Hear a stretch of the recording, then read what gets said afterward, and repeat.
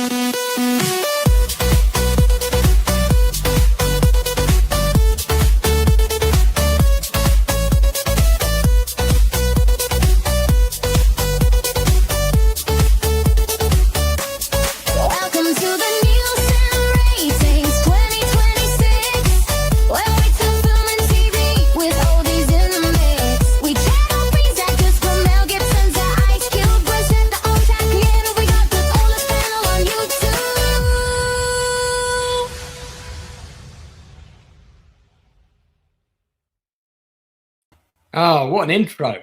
What an intro. How you liking those apples? I don't have a monologue prepared. I'm sorry. Yeah, yeah, slightly surprised. I'm glad you don't have access to my secret only spiders website. Indeed.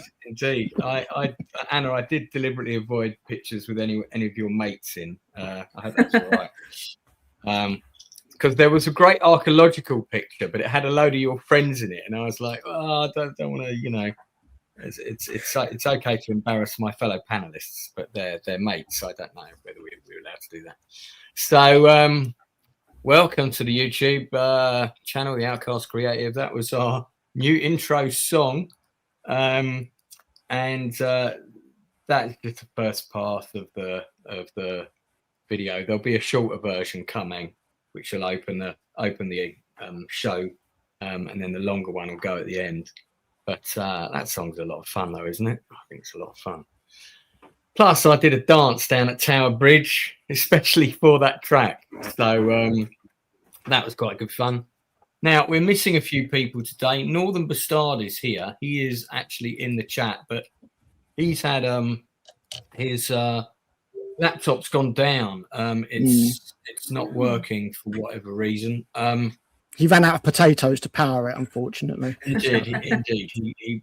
So if you do have a spare potato, then please send them to Northern Bastard, care of Potatoes for Northern Man at PO Box POTATOE. Okay, so we are also supposed to have Toxic. And I think Enzo, I know Rachel's got a few things going on at the moment, so she may or may not be here. But she's feeling better. Well, we are missing Enzo and Toxic because I believe they both said they were going to be on. So I mean, Toxic turns up late, doesn't he? Because he's got his work stuff going on. So.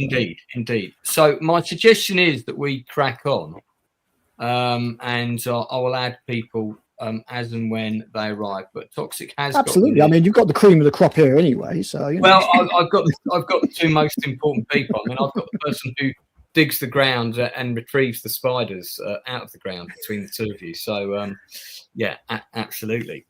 Thank you so much for coming. Thank you for this $2 super chat, Darth Plato. Just remember to press the 0 for a bit longer next time. I'm glad I'm not the only snarkyologist here. Is that a term, Anna? Snarkyologist? I'm not sure. It's not. Right. I think we can make it one. And we'll submit it to Collins. You've added it. I like that. It's fantastic. All right, we've got quite a few things to talk about today, and there's a fair few shows to get through. I have watched quite a lot of one particular show that I want to talk about. I'm already on episode 3 of season 2, and considering I started watching it yesterday, that's quite a lot in a short space of time. I'm putting on my super extra ginormous Joe 90 glasses in order to facilitate reading things more easily. I won't say I'm putting on an Irish accent to better review this show. Irish. Yes. I wonder how many of these people know. Now that would be a thing, wouldn't it? My Irish accent is not very good, so I don't think I'll attempt to do that. But I will start off. We'll start off with this show actually. This just in: Anna is fitter than the new Lara Croft. Can you pay her a higher compliment than that, if possible? That'd be good. But yeah, and new Lara Croft, I can't comment. Right, okay. So this is a strong recommendation from me. This show has been out a while, but it has only just dropped on Netflix. It was previously on BBC iPlayer, but now it's worldwide. So people in the States can also watch this. And that is Kin. So this is an AMC original. You will recognise most of the leading cast. A lot of them have been in things like Game of Thrones. You've got Littlefinger in there, and who was the character who led the army north of the wall? Mans Raider. Mans Raider. Thank you. Yeah, he's also that actor is also in there. In fact, I've met him in real life. God, he's tall in real life. But Kin is basically about an Irish gangster family. Who on the surface seems legit, but is in fact responsible for dealing huge amounts of drugs. And And the sort of episode 1, it's a really strong pilot, which is why I was asking people if they would watch the pilot. Sees the release of kind of the younger of the 3 brothers. There are 3 brothers, and he's just come out of prison, played by our actor there in front, who you may have seen in, I think he was in various kind of Marvel, wasn't he? Is that Charlie Cox? Charlie Cox, wasn't? Yeah, Daredevil. Daredevil. Thank you. He's the lead in Daredevil. He was also in the film with my good friend Jason Flemyng, Stardust, of course. And what's great about this is Charlie Cox. When we're used to seeing Charlie Cox kind of playing soft, good guy characters, and they kind of set him up to be a bit like that. Like he's come back out of prison playing some sort of fall guy role. He's kind of gone down to kind of save the family. It's sort of set up to be like that. But his character is absolutely ruthless. He's pretty vicious. So I found that I thought that was really great that he's kind of playing that kind of character. Kieran Hines, who people will know from Mance Raider, who's just to the left of him in the background. He was also in Rings of Power. He is just signed up to be in Rings of Power, yeah. He has. I mean, let's not hold that against him. He's a fantastic job's a job, I guess. Well, indeed. I mean, he's done a lot of really good quality work, though. Yeah, definitely. No, he was one of the best parts of the 2nd season as Dark Wizard. Yeah, I don't think he was indeed. named. Anyway, he's a very good actor. Possibly the only thing good in the 2nd season. He is a very good actor. He's also been in a great show called The Dry, where he plays the character of Tom Sheridan. He's done 2 seasons of that. If you haven't seen it, it's definitely worth checking out. Of course, he was in The Terror. He played John Franklin on board the ship. So that's another thing that's definitely worth checking out. Another very good performance. Yeah, and he's done loads of feature films and worked in all kinds of stuff. I've seen him on stage at the National Theatre, which is where I met him. I met him in the bar with Mark Addy, who of course was in season 1 of Game of Thrones. So yeah, absolutely outstanding actor. Then of course we have Mr. Littlefinger himself standing next to him, Aidan Gillen. And these 4 characters are basically all part of the Kinsella family, and it really revolves around them and also some other brothers and things who are not depicted here. And they're clashing with Kieran Hines's family. He's a rival, the Cunninghams, and it's really about the season 1 is really the Kinsellas versus the Cunninghams. Now, I've often talked about how The Shield is the perfect pilot, episode 1 of The Shield. This is a pretty good. This is another show I think writers can look at and say this is really good quality writing. This is how you write a pilot. Sets up all the characters. None of them are too. There's a couple that are a bit, I suppose, caricature, but on the whole, I thought the writing was really strong. It just feels like it's a fresh take on this kind of genre, because we've seen a lot of shows in this sort of area before. The show is created by Peter McKenna and Kieran Donnelly. Peter McKenna directs and writes most of the episodes, I believe. No, sorry, he writes all the episodes. He's the co-creator. There's a number of guest directors on the show. There's been 6 to date. So, yeah, I'm really enjoying it. I have to say, season 1, I kind of rocked through that, had it on in the background yesterday when I was working, sort of, and then when I finished work, I just carried on watching it because I had to pause it because it was so good. So this is a show that I really do recommend. I'll give my rating in a minute. Anna, you committed to watching the pilot. How did you find it? I wasn't able to watch it. It's not on North American Netflix. No! And so I went to Amazon Prime where it said it was also there, and it's also region locked. And oh my God, so this is only on Europe. I couldn't find it on the high seas readily. So Oh. I'm sorry, it's on the list. Okay. Is it better than Mobland? It's a very different show tonally. I think Mobland is got a bit of one foot in reality and one foot in fantasy. Kin feels much more set in reality. It's a much more grounded show. So it's interesting. Okay, so Anna, you didn't get to watch it. Critical, have you But seen it's it? on the list. I'm going to watch it this week.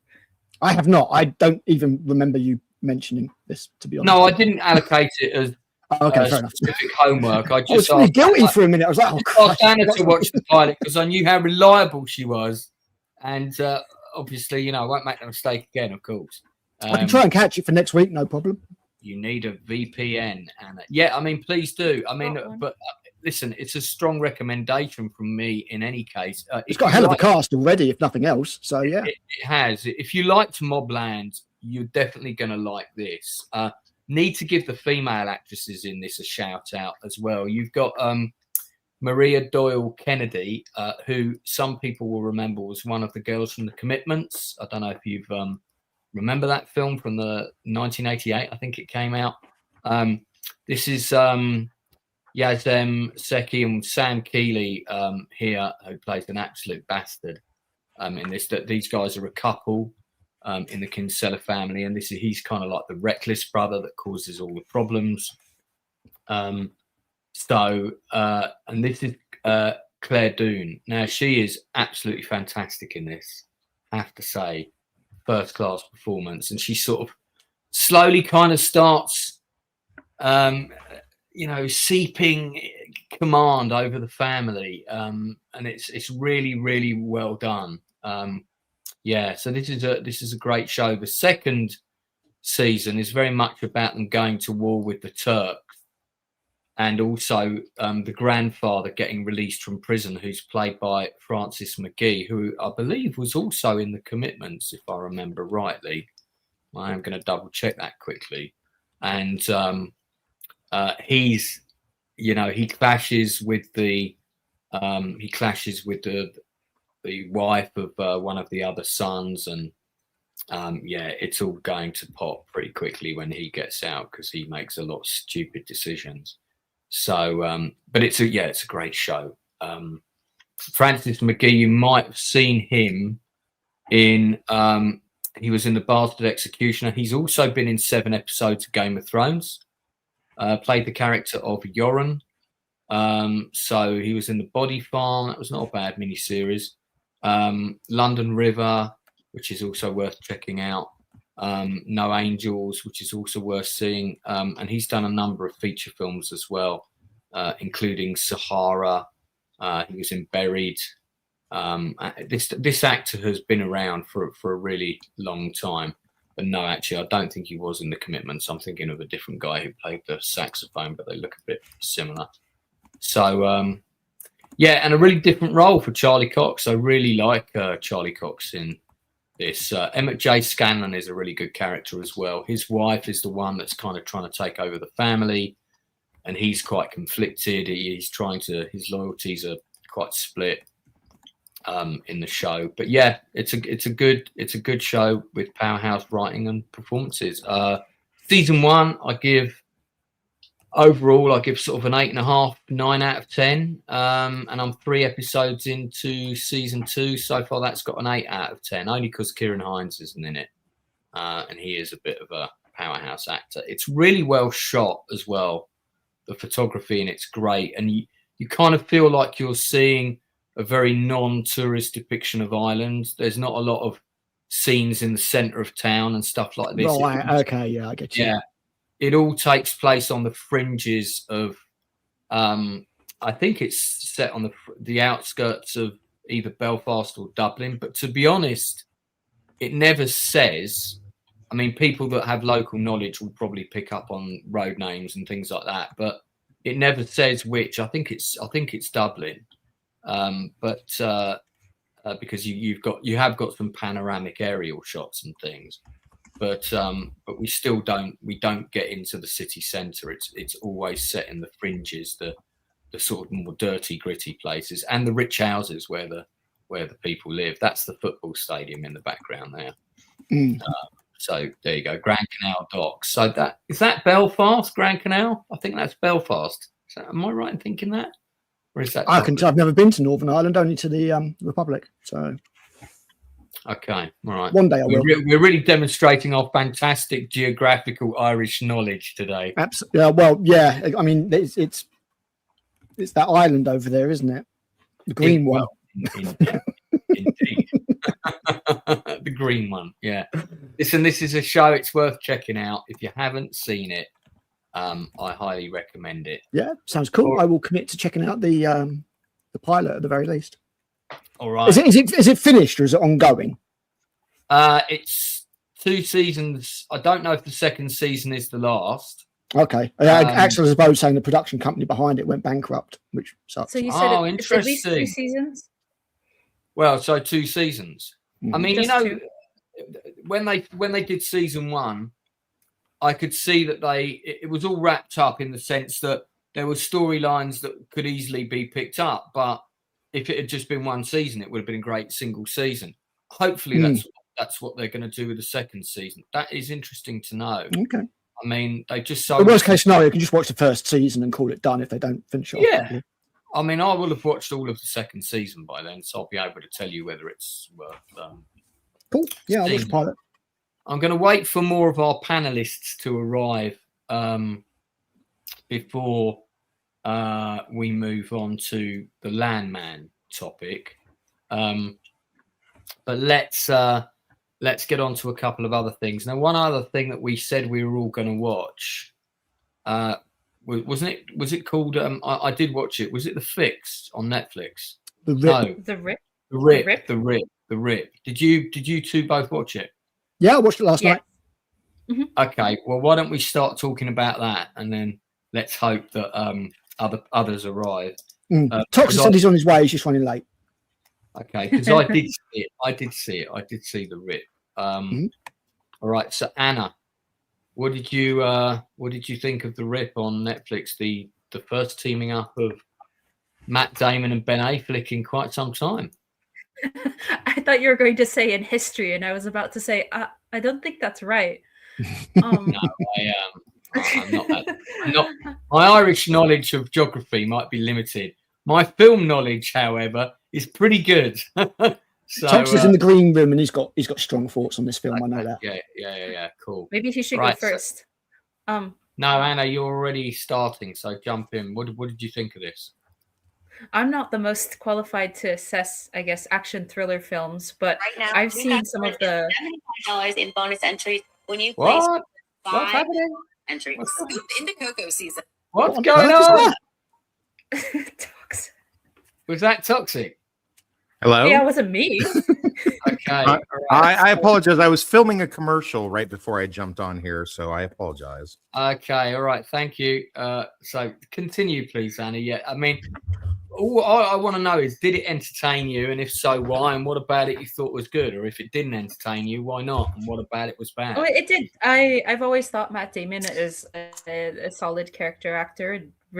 He brings a good performance no matter what. For all of the people who are very doomer about the upcoming Odyssey, I'm sure that at the very least, Matt Damon's going to turn in a quality performance as Odysseus. And I think the chemistry that he's shared with Ben Affleck for a long time, since, you know, all of the films, what was it, like Dogma and whatnot, that they worked together in the 90s.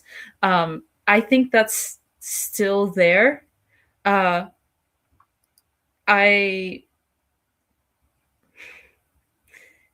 It wasn't my favorite, but that might just be the genre. Okay. But the film came out on my birthday, actually. It was quite a lot of fun. I'm sorry, I watched it and then I immediately went to go see The Fellowship of the Ring with a bunch of friends, and that shoved of the... Yeah. I mean, and that would make you forget about anything other than The Fellowship of the Ring instantly. That shoved some of my organized thoughts out of my mind. It was a very good theatrical experience. Someone bought me tickets to go and see that tomorrow night. Nice. If I get back from this thing in time. I might be going to see Fellowship tomorrow. I think I'm going to keep an eye out for a marathon. I fancy doing a marathon at some There'll be one. There's there'll a be message. There will be messages from. Oh, sorry. No. Go ahead. There's little interview snippets about 5 minutes in front of each of the films of Peter Jackson rambling quite a lot about just memories of the production, but he talks quite a bit about how he misses his DP Andrew Lesney, who passed away in 2015, Australian cinematographer, and basically how their partnership was what made the Lord of the Rings films so good. And he says that that's why he hasn't done a drama film since 2015. He's worked on those two documentaries, They Shall Not Grow Old, and the one about the Beatles that I think it's just called The Beatles. But he says the reason for that is because he doesn't want it, the process of finding another DP to work with so closely. It's so painful that he just doesn't want to do drama films at the moment. He says he'll get to it eventually. That's really deep and interesting. And I did wonder, what he was. See him. I thought clearly he was preoccupied with his huge collection of toy soldiers, battling it out with the Alamo and stuff like that in his massive war games room, which I know he has. I'm still waiting for an invite to, but that's, I have also I've done all 3 extended movies at the cinema. When was that? Back in 2006, I think. Something like that. Yeah. No, it was when The Return of the King came out. Because they did all 3 of them with the extended Return of the King at the end before it was released on DVD. Oh, sweet. That's when I saw, so you got to see it ahead of everybody else if you went to that marathon. And that was at the Odeon West End, which is now a hotel with a crappy cinema beneath it. But, Okay, I did one about 10 years ago at the Prince Charles Theatre. That was the Hobbit films and then the extended Lord of the Rings films. Right. Like 19 hours. God, and the seats, full well, Lance, that the seats in the Prince Charles Theatre, they're like reclining leather rocking chairs. It's like they're inviting you to go to sleep. It's ridiculous. I don't remember them being that comfortable, man. Are you sure you saw that at the Prince Charles?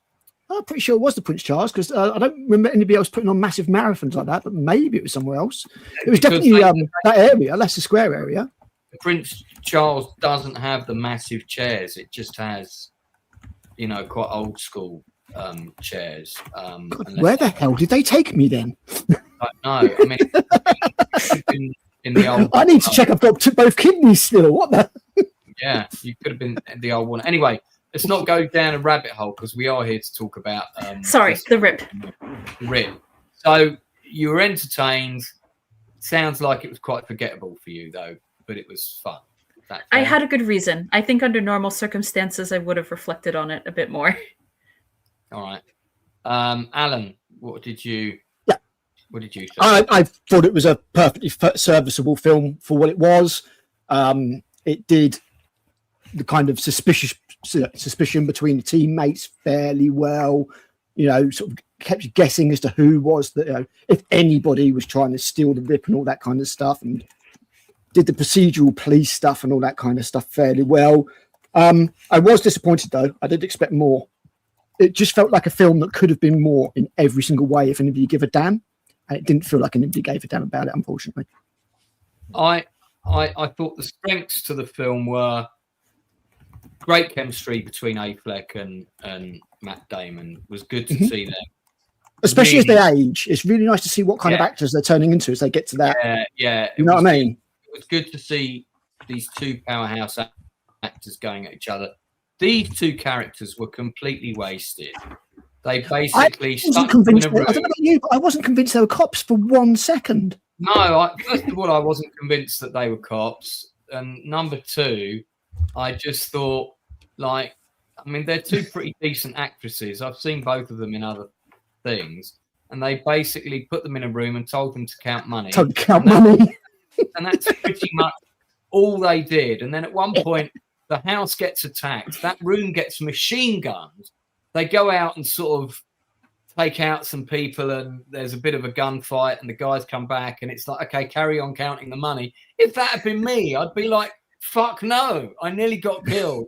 I'm not going to carry on making the money in this room with a very menial wall between me and further machine gun intrusions. So that really, I just felt that they didn't have much to do. I get that the money needed to be counted, and that was a major part of the plot, but it also kind of just felt like these guys didn't have any other function other than that. So they weren't well served. I absolutely love Kyle Chandler. I'm a massive, massive fan of his. I'm glad he was in this. So there's, I don't want to get into spoilers, but there's a twist that comes in the film, and for once I did not see that twist coming, and I thought it was good. They're not a lesbian couple in the show, no. I know it looks that way, but they're not. This actress I thought was good as well. Yeah, she was pretty good. Yeah, I hadn't seen her in stuff before, but she was pretty good. She was the Supergirl. Okay. Oh, really? Is that Supergirl from the Flash? The Flash film. Oh, wow. Okay. Oh my gosh. I did not see that. So yeah, cool. I feel like Damon and Affleck, if you look, they're having a beard contest here, because you can see that both of them have got roughly the same shape and length of beard. Did you say beard or board? No, beard. Bit both. And Ben Affleck's the clear winner. So I think for me, like you said, it's a perfectly serviceable film. It's got some good action. It's got some unrealistic action. There's a car chase at the end, which I felt the film absolutely didn't need. It felt like it was a tightly well-written thriller with an extra 20 minutes tagged on that actually I quite liked the fact that it was predominantly set in the house. When it got taken out of the house in the last 20 minutes, for me, all the tension disappeared and we were in kind of standard sort of, Starsky and Hutch car chase territory. It just was like, okay. And also that car chase didn't feel believable. The setup at the end of it didn't feel believable. If it just stayed in the house and the surrounding area of the property, that would have been better for me. I liked it. It was good, but very forgettable, apart from the fact that these two are back in it. Tox, keen to hear your thoughts on this one. Oh, boy. Glad we're not giving Stupenzo, as usual, 20 minutes to talk about some obscure trash Hallmark film so I can take a little bit of time. Listen, this well, is... I'm going to give you 5 minutes on the sand time. That's not fair. You give other people more, but whatever. So this is when they talk about Netflix slop. When that word gets thrown around, Netflix low effort slop. This is the very textbook definition of this. These fantastic actors who I have been following for over 20 years now are completely throwing it into neutral, and they are snoozing through this film. This what a waste. And this is based on a true story, and the true story is actually very compelling. It's one of the biggest rip heist against the cartel that's ever been done in America, and it was done 20 minutes from where I was born and raised. So it's extremely compelling. And then in the actual true story, the detective does it. The whole story is them in the house because Florida law says if you do a forfeiture of assets or money, you have to count it inside the house. So they spent 42 hours in this house painstakingly counting while the cartel was circling around them and sending drones and probing and all different kind of stuff. Had it done that, we could have had a really tense crime drama, but instead it devolves in the second and third act into this Bad Boys 2 wannabe shootout, which is just completely. And as far as the twist is telegraphed in the first 2 minutes of the film. So I'm not sure. I don't know if maybe you were doing laundry or something and didn't watch the very beginning of it, but it's so overly telegraphed. It's hilarious. It is possible in the first 2 minutes I was choosing my pants selection for the week. So fair enough, fair play. Sasha Calle, who plays the house sitter / civilian informant, she's great. I've She's been really dying to see her in more things since Supergirl. I'm so saddened that she's not. So she was really good. And again, I agree with you, Kyle Chandler, really good. Both of them criminally underutilized so that Ben Affleck and Matt Damon can take up all this time to stare at the camera listlessly as they then a couple times in the thing yell at each other and say, no, I'm Jason Bourne, no, I'm the accountant, I mean, no, I'm Ben Affleck, no, I'm Matt Damon. And it's just it's completely pedantic. This movie is such a waste of time and talent. By the way, South Florida does not get overcome with fog and smog like the London during the 1800s. So I don't know where they came up with that idea. Anyone that's grown up there knows that that's never happened in history. People are walking off serious gunshot wounds to arteries in their legs, and then everybody should have been ripped apart during the first opening gunfight. Stephen Yen is criminally, I mean, everybody's just, they've just thrown it into low gear. They're not even bothering to try. I don't know whose cousin this the attractive black chick Tiana Taylor is. I don't know whose niece or cousin she is, but she sucks. They need to stop putting her in stuff, because I don't know what they're trying to make her happen. She's not going to happen. And then that's about it. I mean, I guess the best thing I could say, there's a couple moments in it where Ben Affleck really does get a chance to shine. He seems very conflicted in the movie. And I do believe him as like the team wild card. He's very charming. He gets to use his Spanish, which I'm really glad because he doesn't get to do that very much in his movie roles. And in this, he did. If you're a cop in South Florida, you would, of course, be able to speak the language. And I like when he does it, because he does it very fluently. That's good. But boy, what a waste of this. What a piece of wet dog shit this film is. Good. You still got a minute. You still got a minute. I don't know what else to say about it. I mean, I mean, if I could say anything positive besides the quick Ben Affleck stuff, I'd say besides the fog smog thing, the atmosphere is pretty good. The first 45 minutes are really the first act is very strong, and I was sort of watching the first act and I was thinking, this is pretty good. You know, I'm really engaged. It's a strong cast. It's going around. I enjoyed the mystery about it, where like you couldn't work out who was thinking what, who's playing who's really thinking about stealing the rip. I thought all that stuff was quite well done. Well, I also like that trick, the Tyrion Lannister trick that Matt Damon's lieutenant character plays on the team, where I knew exactly what he was doing with the whole telling each team member it's a different amount of money that they're I picked up on that. I was like, okay, so that's interesting. And then he sees which one comes with it. But I mean, again, because I know that, because I've seen Game of Thrones, and it's also going around. I'll talk about this more in my review that I'm doing later tonight. It's going around that, you know, they did a Joe Rogan interview saying they have to telegraph this stuff and make it as dumb and as simple because people don't have the attention spans they do. And boy, I remember him saying in an article, didn't he say it's because it's for people watching on different screens and stuff? Well, picking out the clips for the week. I'm a big believer in trusting your audience. I mean, listen, if you don't figure out the twist, or, you know, like, and if you need the story explained to you, you know what? Worst case scenario, that's repeated viewings. It's not like someone's going to go, oh, I didn't understand it. I mean, maybe like Tenet, I could see maybe that one, you know, if it's just a complete enigma. But I mean, still don't understand it now. I don't. I don't think it's. No, I watched that. I understand most of it. I don't understand all of it by any means. But I mean, you know, I do not feel it's lesser value to have seen The Prestige like 15 times. You know, it's made it a better movie for me. So, you know, I discover something new every time. So, I mean, I don't buy that, and just literally Netflix slop. This is just what a waste. What a waste. I agree with Anna's comment that if they stayed in the house the entire time, because for me the setup was like, oh, this is like Assault on Precinct 13, except we're in a stash house, and I kind of like that. And one of these people may not be who they seem, and then there's also the temptation for everyone. It's a bit like Beast Games, you know, you're stuck in a house with a lot of money.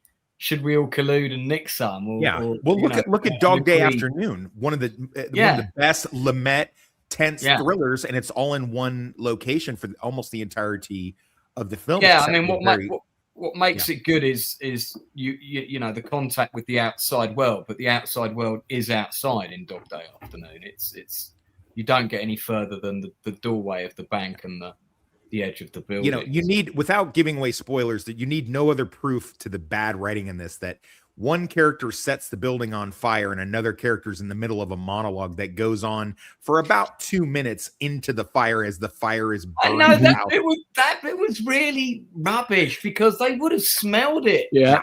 Like much sooner than actually happened. And I'm it's thinking, like, so dumb. Even Chris, my girlfriend she was on 2 different screens.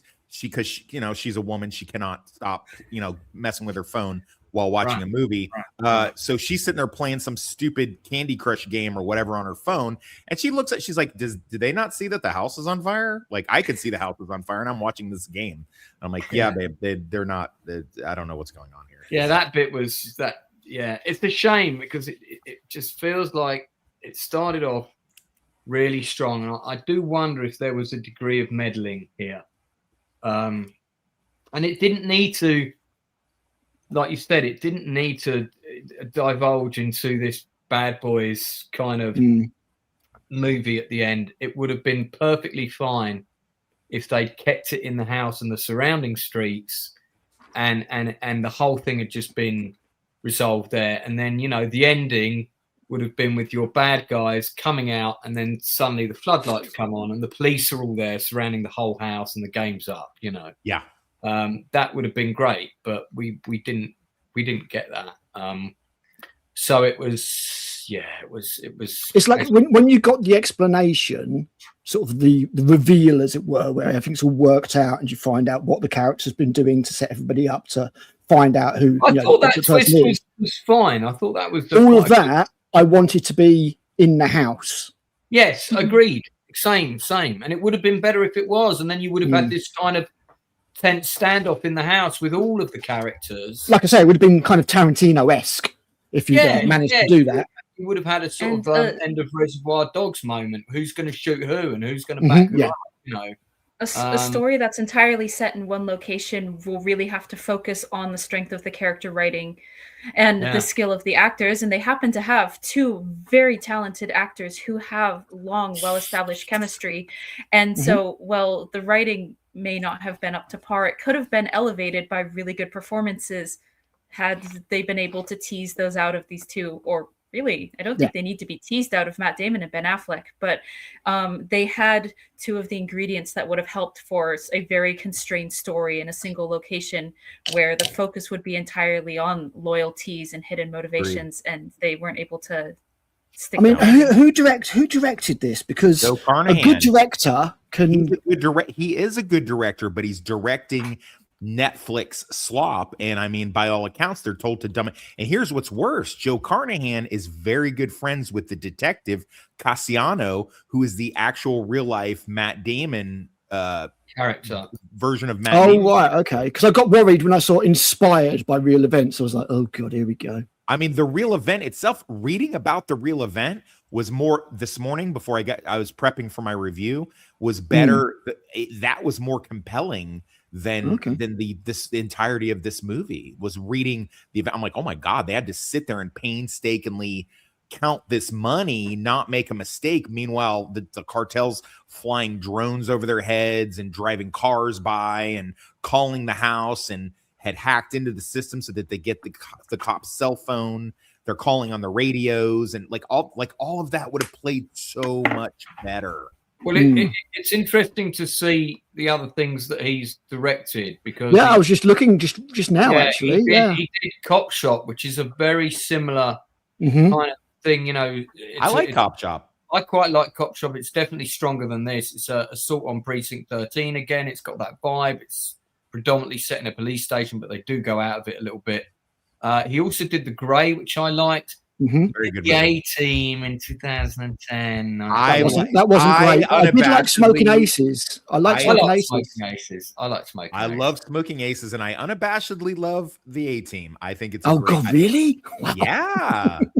No, it's good. I mean, I like it. I mean, I'm sure that was a good paycheck. He did 3 episodes of The Blacklist. State of Affairs. Has anyone seen State of Affairs? I've seen No. State of Affairs. Yeah. Any good? Worth seeing? It's not horribly. It if you've seen what's it called? Designated Survivor. It suffers because of that. It's Okay. yeah. So it's a bit like Designated Survivor, but it's like a female version of Designated Survivor, basically. it looks like it was a one and done season. Yeah, 13 episodes. Okay. I mean, Oh, there's the some good, Blacklist was that thing with James Spader in it, wasn't it? Yes. Yeah. There's some good cast in this show. James Remar, Courtney B. Vance, big fan of his, and I like Alfred Woodard, I have to say as well. I mean, the only reason I really mentioned the directing is because some directors are able to pull a performance out of an actor, and I kind of feel like maybe Ben and Matt needed that to kind of. I thought the performances were fine. I just think I didn't feel like they cared, Lance. That was the problem. I didn't feel like they were invested. Yeah. I mean, I liked them in the first 40 minutes, and then I think the whole thing just kind of fell apart, really, which is a bit of a shame. All right, well, let's not waste any more time on this. Ratings out of 10 for The Rip. Anna? I'd say 6 out of 10. 6 out of 10. Okay. Pretty cow? 8 for the first half, 5 for the second half. So we can round out to 6.5. All right. Okay. I would say the same. I would give the first 35 minutes of this an 8.5 out of 10, and then I'd give the last 2/3, 5. Well, I give the middle bit 6, and then the last act 5, even 4 out of 10. So I think overall it's probably a 6 from me as well. Well, as I mentioned, I'm from Florida, so I don't know how to do math and ratios and percentages. So I'm just going to give this turd a 4 and flush it down the toilet. A 4. Okay. All right. So I guess our overall take on it is it could have been so much better. It's got some good things, maybe worth a watch, but Yeah, I mean, that's pretty much. I mean, it's you're not really paying too much attention, on a weekend, chuck a streaming movie on, but it's not. I was disappointed. The trailer looks so much better. I'm going to give it a 6 6/7 dark. Right. All right. Well, we'll. Yeah, the trailer did look a lot better because we were all quite excited when we watched the trailer last week. The trailer looked really promising. It did. It did look very promising. Unfortunately, that's the way. It didn't deliver. It just didn't deliver. That's it. Let's move on to another thing we committed to talking about this week, which was I put 28 days later in the scrolling title, but of course it's 28 years later. I'll correct that now. It's the Bone Temple. The Bone Temple. Now, this is a really odd one because this is a bit like making a movie about an epic Holocaust event, which you have 3 films for. And then for your 4th film, you're going to tell a really small story about some other guys that are sort of within that world, but the story is very small. Now, I might be wrong about this, but it feels to me like this was supposed to be originally part of the last film, and they realized that they didn't have enough room to include it. And I'm going to hedge bets that it was shot pretty close to the last film, if not part of the original schedule. Certainly bits of it. Anyway, They were filmed at the same time, weren't they? Okay, they were filmed at the same time. There we go. So maybe it was a bit of a Back to the Future 2 and 3, where they started filming and they realised actually this is 2 films. So we've ended up with a very small story for the 4th film. Not that that's a problem, and it really becomes like a showdown between 2. Well, I guess you could call them 2 slightly different narcissistic psychopaths. One who's in charge of a cult that's based on Jimmy Savile, the other one who's a crazy doctor that likes to experiment on people and kill the undead. The story is no longer really about survivors or those people. It's really about these two pretty psychotic archetypes. It is an interesting film. It doesn't feel like a 28 Days film. It feels like a horror story that's set on another island somewhere else. And maybe that's kind of partly true. I kind of almost didn't know what to make of it. I will say this. It's got two absolutely fantastic performances from Ralph Fiennes and Jack O'Connell. And the young cast, for the most part, are very good as well. I think if you'd had a weaker actor in either Fiennes or O'Connell's role, this film absolutely would not work. It just wouldn't work with weaker actors. So, I'm still a bit confused by it all and what it's supposed to mean. It was interesting. Anna, did you watch it? I did. Are we getting? I'll not get into spoilers. You've got 5 minutes. Just a couple of thoughts. I was a little surprised by the fact that Spike seemed to kind of be decentered from this film. His story, he's present in most of it, but generally he's just to the side watching. And having, I don't know if he's supposed to be an audience surrogate for the horror of what the Jimmy Savile gang is up to, for instance. But I thought it was a little strange. I was expecting to see his father. Was that not his father that got eaten in the woods with the bow and arrow? Was it? That? Well, I don't know. That's why I'm asking, because it suddenly cut to that guy in the woods with the bow and arrow, and of course the father was but that's their standard weapon out there. That'd be a pretty big waste to have that actor just get eaten. It just sort of cuts to this guy, and listen, it's been however many months since I saw the last one, and I was like, is that the dad? I'm not sure if that's the dad. And then it, that wasn't Aaron Taylor Johnson. No, okay, all right.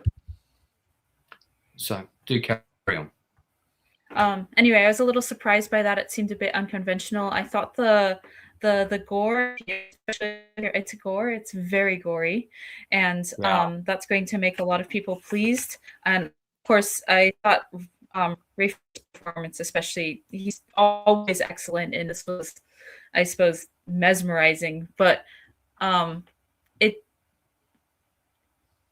I suppose I'll have to watch what comes next, because I've watched to this point and I'm invested, but it was an unexpected direction for me. Yeah, also, okay.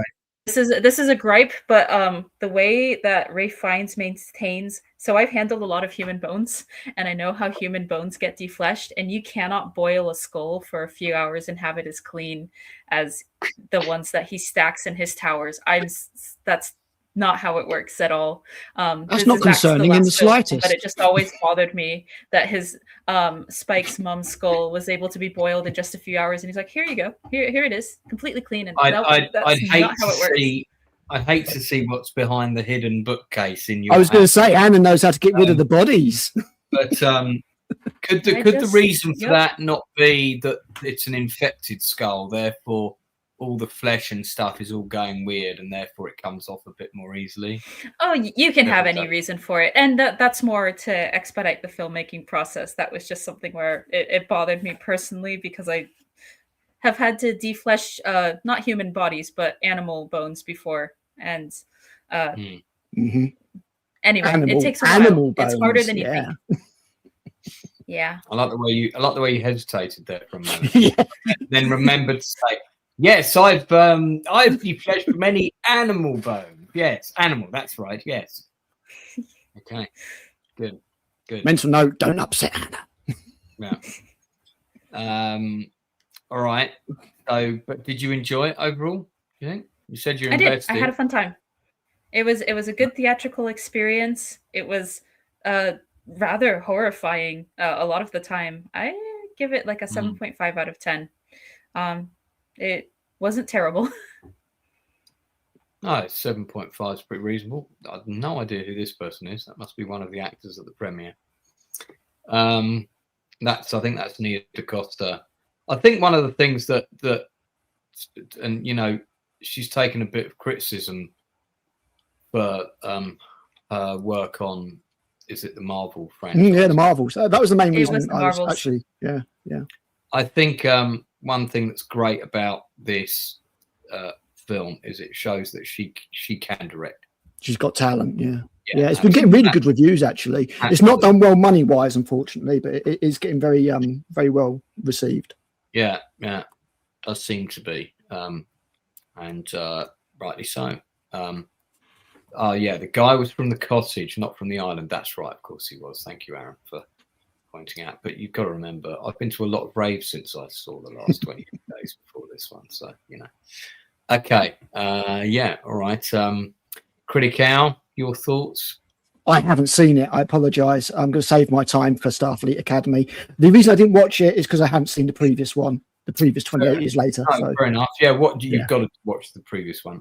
Tox, have you seen this? No, the previous one was so bad that I'm not going to bother with it. By the way, you don't. I don't know what this Jimmy Savile thing keeps getting. Like, maybe don't come up with a character that only one demographic in the UK knows what that means, and I don't need to do homework for a movie, so I don't care enough to figure it out. I mean, what I would say is that that's really neither here nor there.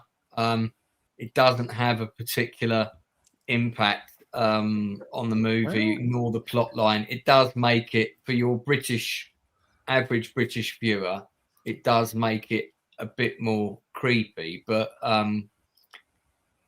I mean, what I would say is that there is a really good, I think it's a 4-part mini-series called, I think it's just called Savile, which, what's his name? Alan Partridge, Steve Coogan. Steve Coogan played Jimmy Savile in that, and it's a drama documentary of Savile's life over the whole period of his career. I think I probably talked about it when it came out. I'm sure. Yeah, I think I did. I don't know that you were on that particular. I mean, episode. It's just, I mean, you say I don't, it's neither here nor there yet. I've yet to hear one review, including this very show very much today, where Jimmy Savile's not mentioned in join with this movie. So I'm kind of going to push back on you a little bit with that. I think it's just a look, though. It's nothing. It's just wearing. They happen to look like Jimmy Savile. I don't think they're a Jimmy Savile cult or anything. It's an aesthetic and the cult, but I mean, they could have also been dressed like Wombles, you know, and it wouldn't have made any. I don't know what that means. That's a film. That's a film I'd watch. But I doubt our American friends know what Wombles are either. I don't know what that is. You're not helping your case here, man. Well, I mean, you dirty septics don't know anything about our culture. Yeah, sorry. If we picked an American thing, you know, they were all okay. Let's say they were all dressed like David Hasselhoff. All right. See, but that's not fair because David Hasselhoff is big overseas, so that's a bad example. You'd be better off saying something like freaking Boss Hog or something like. I mean, I don't know. It's the way that I feel watching Family Guy sometimes. So sometimes I watch Family Guy and there's an American joke in it, and it's designed for American people. It's about American or something like that, and I have no idea, and I'm just like, what? But I suppose it isn't a whole. This show doesn't have any plot threads or crucial points or even jokes apart from the way that they talk to each other are really relevant. But I guess from Toxic's perspective, they do say in every single review, like he said, Jimmy Savile this, Jimmy Savile that, and I suppose. I mean, it's almost like I almost considered watching it, but the one previous to this was so bad and ended so abruptly. And then because everyone keeps saying Jimmy Savile, I'm like, well, I'm not going to research Jimmy Savile. And if you're going to keep trying to make fetch happen with me, I'm going to completely buck on you on that one. Probably better off not researching Jimmy Savile, to be honest. Yeah, I wouldn't recommend it. I'm going to suggest, though, that you watch The Reckoning, which is very worth your time. If you haven't seen it, it's one of Steve Coogan's best performances playing Savile himself, and he really does capture him, and it's a really well done drama, and you kind of see why he got away with so much. I don't think this show went far enough. I think that it let off the higher echelons of the BBC. It let them off very, very lightly, whereas you know, the person that he was and what he got away with was largely down to other powers that be who enabled him. So that's the one thing that this show doesn't do. Oh, is he you guys as Harvey Weinstein? Is that the thing? Yeah, basically that's right. Worse. Yeah, Much worse. Worse than Weinstein. He's actually guilty, is what you're saying. It wasn't found out about until after he was dead. So there was rumors before he died, and to be honest, like most people kind of knew. But he had this show where he was like this kind of kind, borderline creepy uncle, and he was doing all sorts of depraved shit, mainly to kids and stuff. And it's just. Yeah, you need to see the reckoning, and that will give it never came out while he was alive, and then once he was dead, they found out about it, and we found out that basically the BBC had covered it all. Found out about it. I'm gonna do a toxic there. That's not true. It did come out while he was alive, but the police didn't fucking do anything. They interviewed him because people did actually make complaints while he was still alive. There was about really? Because I heard it was an unspoken secret. Everybody knew that Jimmy Savile was a unspoken secret within British television and the BBC corridors of power. Yeah, and I didn't know the police actually investigated him. No, they investigated him. I think it was the opportunity they had to nail him was in the late 90s, when several women came forward with accusations. It did go to the police. And they did interview him, which there's a play based on that called Savile, which I also saw on stage, which was very good, where Bob Brydon, the impressionist, played him, and he did a really good take on him. And yeah, that's right. Johnny Linden got banned from the BBC for calling him out. Yeah. Oh, really? What would that be, like the Top of the Pops type? Yeah. Okay. I mean, there were things that happened that came out before, but the powers that be just simply didn't do anything. He had years more to go to incredible lengths to procure victims, as he did. Oh yeah, I mean, he was going to children's hospitals. I don't want to get into it, but he was going to children's hospitals and all sorts of shit.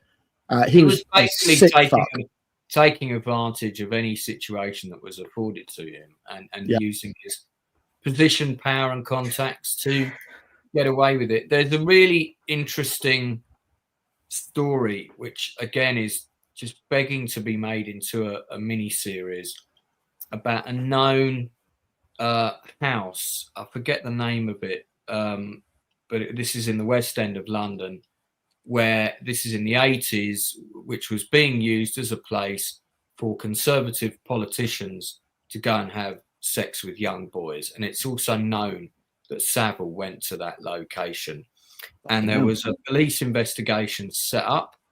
They were ready to go, and it was literally the night that they were ready to go and make all the arrests, and word came down from higher up that the whole operation was cancelled. Right, I think this was it was either 89 or 1990, so it was towards the end of the 80s, and they were going to arrest all these people, including a couple of quite high up MPs.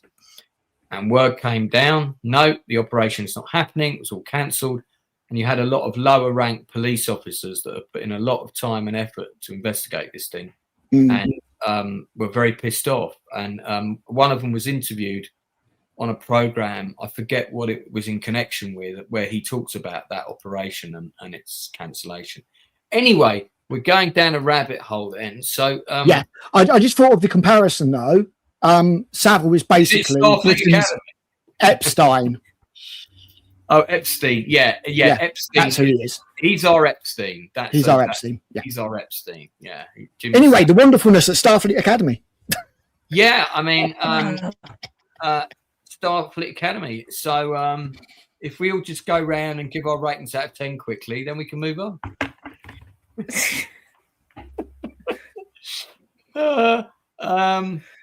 Yeah, I just, where do I start with this? Now, if this was not a Star Trek show, Mhm. if this was a new sci-fi show and it was called, I don't know, Space High or something like that. Yeah. Space Cadets or something like that, it would be a perfectly serviceable science fiction show for kids that felt very sort of modern and up to date and that kind of thing. But it just doesn't, for me, it just doesn't feel like Star Trek. There's very little about it that I feel is like Star Trek. And I also just feel that if you're going to do a show about people that are getting into a naval, what is essentially a naval academy. Yeah. I mean, a space navy. Okay. And okay, you've got, they've set it up so the space navy is divided into, I think there's the war school and there's the nerd school. It's a bit like that. That's fine. But it's still the Hufflepuffs and the Hufflepuff Slytherin. Slytherin. It's just like Harry Potter. Hufflepuff and Slytherin. They're Absolutely. the ones and the quirky fun ones. Ugh. I mean, sorry. But continue, Lance. No. The bottom line is that these people still may get into a combat situation, etc., etc. If you're going to hold a position on a bridge of a starship, bearing in mind that this is 800 years into the future. So we've had Borg beaming on board bridges. We've had Klingon beaming on board bridges. We've had all kinds of bridging combat. It is now known in Star Trek history canon that the bridge is a vulnerable place to have a position on a starship. If you're going to be manning a console on a bridge, you'd also better be pretty handy with a phaser, and you better be pretty good in hand-to-hand combat. So you're going to need someone with smarts, good hand-to-hand combat skills, and a knowledge of weaponry to be on a bridge in a starship in the Star Trek universe by this time, because this would be a well-established fact that the bridge is going to get attacked on a fucking regular basis. It happens a lot because if you capture the bridge, you control the ship. So you're not therefore going to put a bunch of bumbling idiots on the bridge of one of your most fantastic starships. Now, they've come up with a solution for that, which is, well, the Academy is actually on a ship. Well, I thought it was in San Francisco. No, the ship's just in San Francisco. Oh, okay. And we're rebuilding the fleet. Now, I didn't see all of...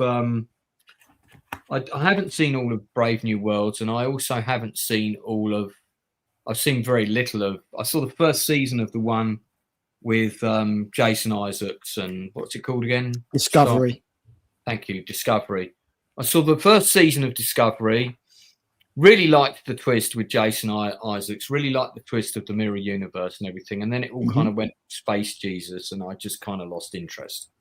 So I don't think I made it past season 2. I'm not even sure if I saw all of season 2. And I didn't see the rest, and I didn't see the burn happen, which I think happens in the last season of Discovery. Is that right? You lucky bastard. Yeah, it was season 3 was the burn.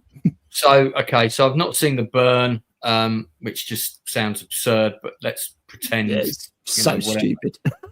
Yeah, it does sound ridiculous. It just feels like this show, at least the first season of this, feels like it should have been set on Earth in the actual academy, and then you can kind of get away with kids doing stupid things a bit more because they can all be cadets. They're not necessarily going to graduate, because there are several episodes about cadets in both Star Trek The Next Generation, Deep Space Nine, Voyager, and there probably are others in the more recent things.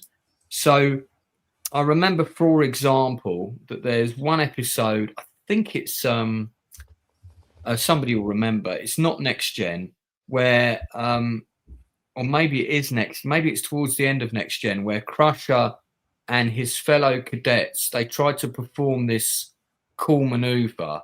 One of the actors that's involved also ends up later being in Star Trek Voyager. I'm not sure if he's the same. Terry, kind of, yeah, Nick Locarno. Right, okay, and you know they're pulled up in front of a board, and it's quite serious, and you know And again, it sort of shows that actually being a cadet is quite tough, and and the pressure on you to succeed is quite high, and there's not room for sort of nancying about and all this nonsense.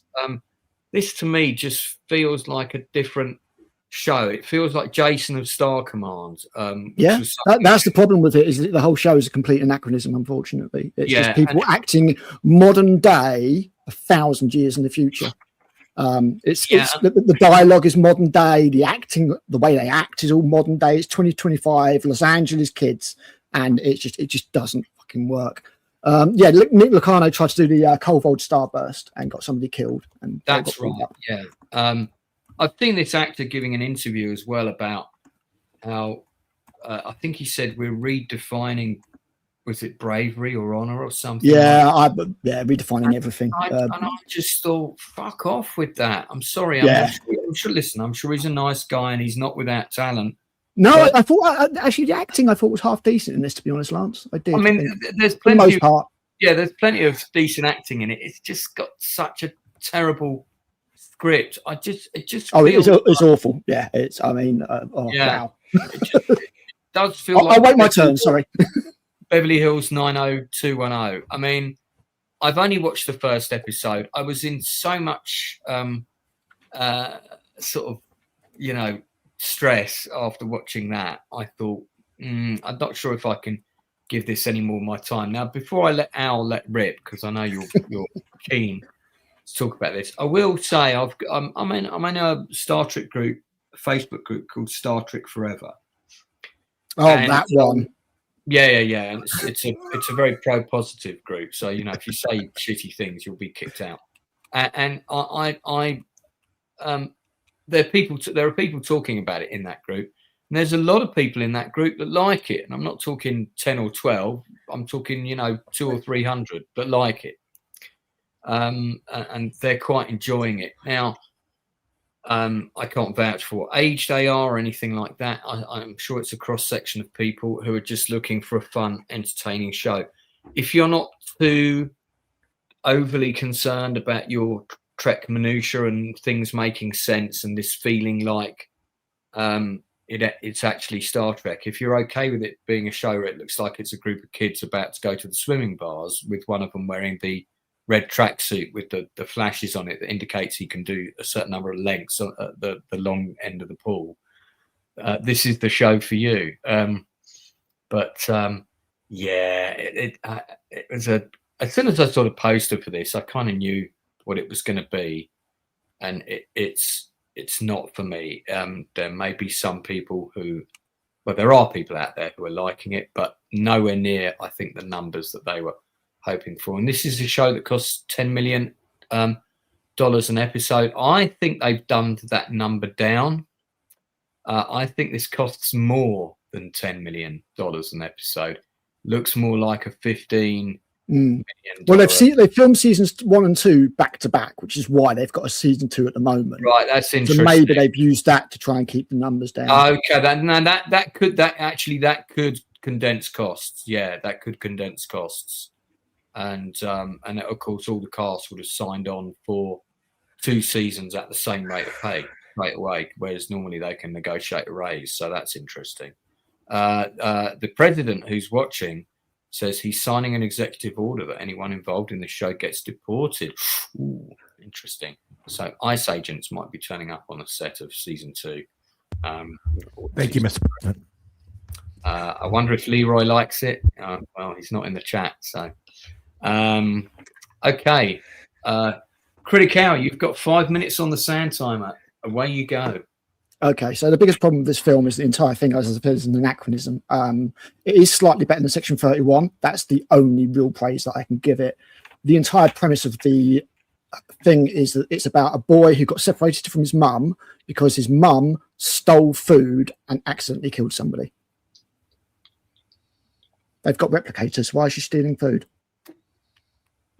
The entire thing's ballsed up. And because of that, it's like, oh, she's a victim and he's misunderstood genius and all that kind of stuff. And the entire thing just caves in on itself. They're all going, bro, dude, bro. That's actual dialogue. They're all swearing. They're all mostly sort of immature. Like one of them's like, oh, I swallowed my comm badge. I'm just like, what am I? It is just the lowest denominator, like crap teen comedy school show, and they've tried to make it Star Trek, but it's not. It's anti-Star Trek. There's nothing Star Trek about this. We were promised an evolved future where humanity's moved past all of these things. There's a guy sitting in a fucking wheelchair. A wheelchair, not a hover chair or anything like that. An old-fashioned wheelchair. This is 1,000 years in the future. 1,000 years. Absolutely insane. I did a review where I had a picture of the Enterprise with all the shields around it. And every time something stupid or non-Star Trek happens, I take away one of the shields. That's the only way I can make reviewing it any fun. It's all the characters are stupid, over the top. Paul Giamatti, wasted. Aki, who's meant to be like the Chancellor, lounges in her chair. In the second episode, they have a delegation from Beta Z come for a absolutely vital conference for the future of the Federation, and they hold it at the Academy with all the cadets there. Why not the President of the Federation or the President of Earth or something like that? No. Just the Chancellor of the Academy. What the fuck? There's a guy wearing glasses and he's a nerd. He's asking nerd questions, and the other guy's like, "Oh, can you not stand close to me?" She can't act. Gina Yashir, she's awful. All she can do is shout. That's Gina Yashir on the left? That's Gina Yashir, yeah. Oh, So okay. you've got two lesbian female comedians basically in that shot. Yeah, She's I mean, awful. She can't act. the lady on the right, no disrespect to her, and I've seen her in I think 5 or 6 things now, and she's exactly the same in absolutely everything. Yeah, it's because she's a comedian, not an actor. No, so I'm aware she's a stand-up comedian. I've seen her do stand-up, and she's pretty good actually. But I just find that's she's just, I don't know why she keeps getting cast in things, because she's just flat boring. But then so's this Gina Yashir person. She can't. You saw her in the first episode. She's terrible. This Jem Hadar is a crossbreed, isn't it? It's not just a half Klingon, half Jem Hadar. Half Klingon, yeah. So it clearly, felt like shouldn't be possible to me. That it shouldn't be possible because the Jem Hadar were all male. Something. Of course, half breeds have been used very successfully in Star Trek to have character development and have lots of story and lots of drama revolve around it. But this just seemed like writers who were like, "Oh, we're going to make this character. She's going to be half Darsha on her father's side because that gives her cool eyebrows." Are they going to explore that in her character? Likely not. And this one, what are the 2 coolest races we can think of? We're going to make her half Klingon and half Jem Hadar, because then she'll be like super awesome, mega powerful. It just felt like actual teenage girl fanfic writing, where you're like, I'm gonna have a half elf, half demon fairy sorcerer with like silver hair and eyes. She's so awesome. And the nonsense, the way that the writing just doesn't work. It all just, none of it is thought about. As I say, I rip it apart in this first episode review I did, and I'm doing the second one at the moment. But it's just so substandard, and it really sucks, because I'll tell you what, not all these people are bad actors. I said Gina Yashir is really bad, and obviously Jet Reno's, Tig Notaro, but some of the kids aren't bad. Like the guy who plays Caleb, he's pretty good, I thought. Holly Hunt's a good actress, but God knows what she's doing with this character. It's awful. It's just Discovery all over again as well, because obviously Discovery was Michael Burnham, did bad stuff, got put in jail, got out of jail, went through the ranks, rised up to captain, and became the Space Jesus. In this one, you've got Caleb, who did loads of bad stuff, went to jail, got taken out of jail, has been put back into Starfleet Academy, and so far in the 2 episodes I've seen, he solves the problem both times. I'm just like, you're just doing Discovery all over again, but in a school. It's awful. The sad thing is, now and again, there's a kernel of a good idea. There's a kernel of something Star Trek in there, but they never touch upon it properly. Right. Is this the I'm going to burst into song sequence? Yeah, it's probably like a rebellion. He is like the most. I mean, if you think about that episode you were talking about with the cadets and the professionalism of them, there's only one character in this series who kind of comes close to that, and her name is, and I'm not making this up, her name is Genesis Life. I chuckled when she's like, "I'm Genesis." Yeah, I'm like, what? Well, I just thought of the bit from Star Trek V, Genesis, Planet Forbidden. But the Klingon, get this, the Klingon is called Jaden. Jaden. I'm like, what am I fucking watching? Unbelievable. It's not like Will Smith's son, kind of. Yeah, exactly like Will Smith's son. Yeah. It's really not. It is just. There's nothing really Star Trek about it. It is just a modern day school drama with the skin of Star Trek over the top. Just like She's sitting normally in that picture. If you're a captain on board a ship, right? Regardless of what ship it might be, you could be a captain on board a privately hired yacht, but you're still the captain, even if you're the captain of a yacht to a Russian oligarch or whatever. You're still the captain. And if you're going to sit and read a book, you'll do that in the captain's cabin. Exactly. That's what the ready room's for. And the captains of ships are book readers. They do read books. That's quite a common thing with captains. Captains are big readers, you know. They like to read books because that's what they do in their cabin to decompress from the stress of being on the bridge. But once you're on the bridge, you have to project an air of authority. You have to project an air of respect. You don't do that by putting your feet up and getting out your Harry Potter book and having a read. And she walks around the academy barefoot because she's kooky, you know. It's just, oh, God. And the captain should be sat in their chair, alert at all times, waiting for a report from their crew. That's what they should be doing. Yeah. Sorry. Sorry, Anna. Jump in, Anna. Oh, no. Sorry to talk over. It's just ages ago, when I was a teenager, I was a lifeguard, and we had to be alert in the lifeguard chair all of the time. Even though rarely is anything ever happening, you have to be watching in case something does happen. I never had to perform a rescue or anything like that, but I couldn't just sit down in the lifeguard's chair and read a book. I did that on my break somewhere else. And so much more for a spacecraft that's got thousands of people on it. You need to be paying attention in that chair, even if everything is just functioning as normal and all of the people around you are as they're supposed to. You see, I think I've discovered, and it was an epiphany that happened earlier today. I think I've discovered and worked out the problem with new Trek, as we call it. Old Star Trek, so the good stuff, was a vision of the future where man had evolved and overcome all of his problems. That was old Star Trek, a promise for the future. This is what we could be in the future. New Trek is the opposite. New Trek is everything from today transplanted into the future.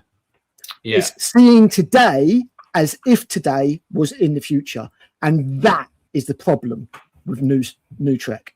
They can't get round it. And it makes this entire series just out of time. It's out of time. It's an anachronism. It just doesn't it's work. Gonna when people watch it 20 years from now, there's a lot of people are gonna go, God, really? It's as if everybody walked around in the original series, you know, with Kirk and Spock and William Shatner and Leonard Nimoy, and everybody was around, like walking around saying groovy and stuff like that and speaking in 70s speak. If every episode was the Space Hippies episode, Return to Eden. Well, that was not a good episode. No, it's not, but that's what I'm saying. If every episode was like that, it would be Starfleet Academy. But to be fair to Starfleet Academy, even Star Trek, the original series, does commit some of those sins as well. You know, all the women are wearing miniskirts, for example, as part of the uniform. Yeah, absolutely.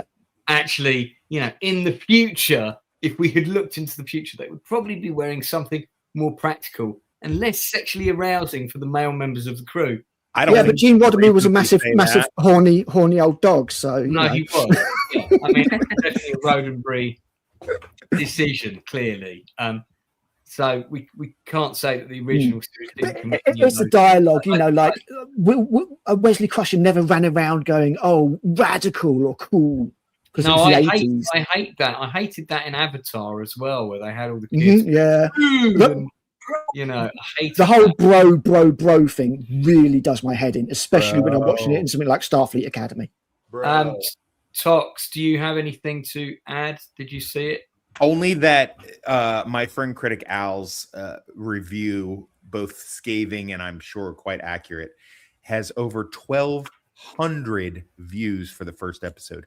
That's 1,200, everybody. I'm going to post it right here again. I've posted it before, but please check it out. Cheers, man.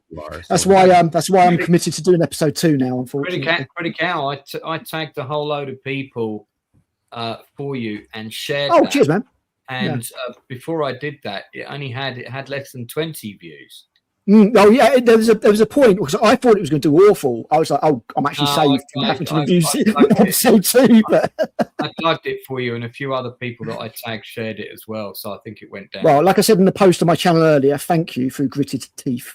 What I've done is I've literally done a scene by scene breakdown. So if you watch my review, you do not need to watch the show. I put it in the Drinkers Mods Twitter group as well. Oh, awesome! Thank you. That probably got me quite a few views. Yeah, it would have done. My rip review could use some of that love. Just saying, throwing that out there.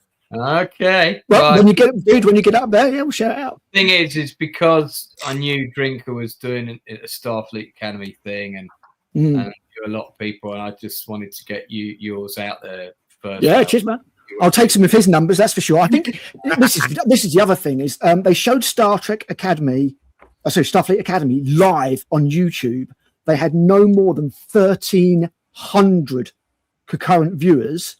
Nerdrotic put a Spock action figure in a chair. I saw that and had 3 times the views. I know. Is it still on YouTube, the first episode, or have they taken it off now? Oh, it is. You could never watch it in the UK it's anyway, still up. unfortunately. It wasn't UK. Yeah, it wasn't in the UK. It was in the USA. Yeah. Critic Al, did you go and see any of the Lord of the Rings re-releases yet? No, sadly not. I meant to go. There was a marathon, but it was a little bit difficult for me to get to. I'm going to see one later in the year. I think. I don't know if the UK re-releases have got this intro from Peter Jackson. I hope so, because I feel like I think they must, because I think it I'd had like a to think so, 2026 Warner Bros stamp on it. I think they would show it wherever they could. Okay, Yeah. good. And it's the 25th anniversary, isn't it? So, of the Return of the King. I mean, so. Literally. All right. Okay. Well, ratings out Really of 10. quick glance. I've only seen episode 1, but it's a 5 out of 10 from me. Anna. Can I add a comment before Yes, giving you can. a review? I just, Yes. as I the target audience in a way that they're trying, people who I've actually seen some original Trek and some TNG, but a long Right. time ago. So I have a passing understanding. I'm female, or would be if women were real. I'm on the younger end of things to have not been so influenced by original Trek. I am who they're aiming for. It's a terrible show. It was so bad. I don't know what those people were seeing in the group who liked it. I don't know what they were liking out of it, other than perhaps that some of the young characters were attractive. It was just really bad script. But what really bothered me the most, lots of people have said it's like, oh, it's Acolyte, but for Star Trek, and it's an apt comparison, I think. But I was getting Acolyte flashbacks for the morality of it all, because the whole thing was like, yes, separating a mother from her child. I think Paul Giamatti's character even says, like, not even I'm that sadistic. I'm like, dude, you killed a man. How do you know that the Federation pilot you killed wasn't also a parent? And it was exactly the same thing as the Acolyte, where the Jedi did nothing wrong, and yet the Jedi need to put themselves into self-imposed exile out of guilt for something regarding children that, of course, they were completely in the right, and the people calling them out and saying I'm completely in the wrong.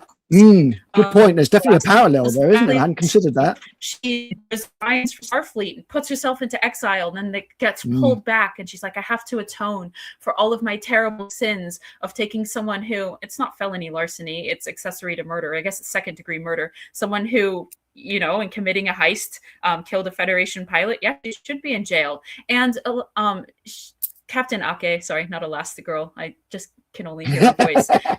She did everything she could. She was like, Caleb, we're going to put you in a school. You're going to have visitation rights for your mother. The whole reason Caleb didn't see his mother the whole time was because he was on the run for 15 years, and then she broke out of jail now that he's no longer on the run, so they can't see each other. It's so contrived, but just the morality of all of it, that how terrible is the Federation for separating a mother and a child when the mother is accessory to murder and the child needs to be taken care of by someone who will send them to school because he's never been to school before. It's that old magic word accountability, isn't it, Anna? That's the problem. Yeah, anyway, just the morality of it all is just rotten from the core, and that's what they're going to base the whole thing on, is that the Federation needs to learn to be like, they need to atone for the sins of separating families as they've done, although killing Federation pilots is not separating them from their families and their children. That's totally fine. Very good point there. So that anyway, I would say 3 out of 10 at best. It has nice production value. Okay, 3 out of 10. Critical. Yeah, I think that's a good level, to be honest. 3 out of 10. The acting was better than I thought it would be. The production value was hit and miss. Some of the CGI is really rough. I was looking at the scenes with the humpback whales earlier, and the ones from 1986's Voyage Home look more realistic. But there's the kernels of something underneath it all, but they don't want to address any of it. They just want to do this teen drama and this millennial nonsense and the activism and all that kind of stuff, rather than addressing anything real.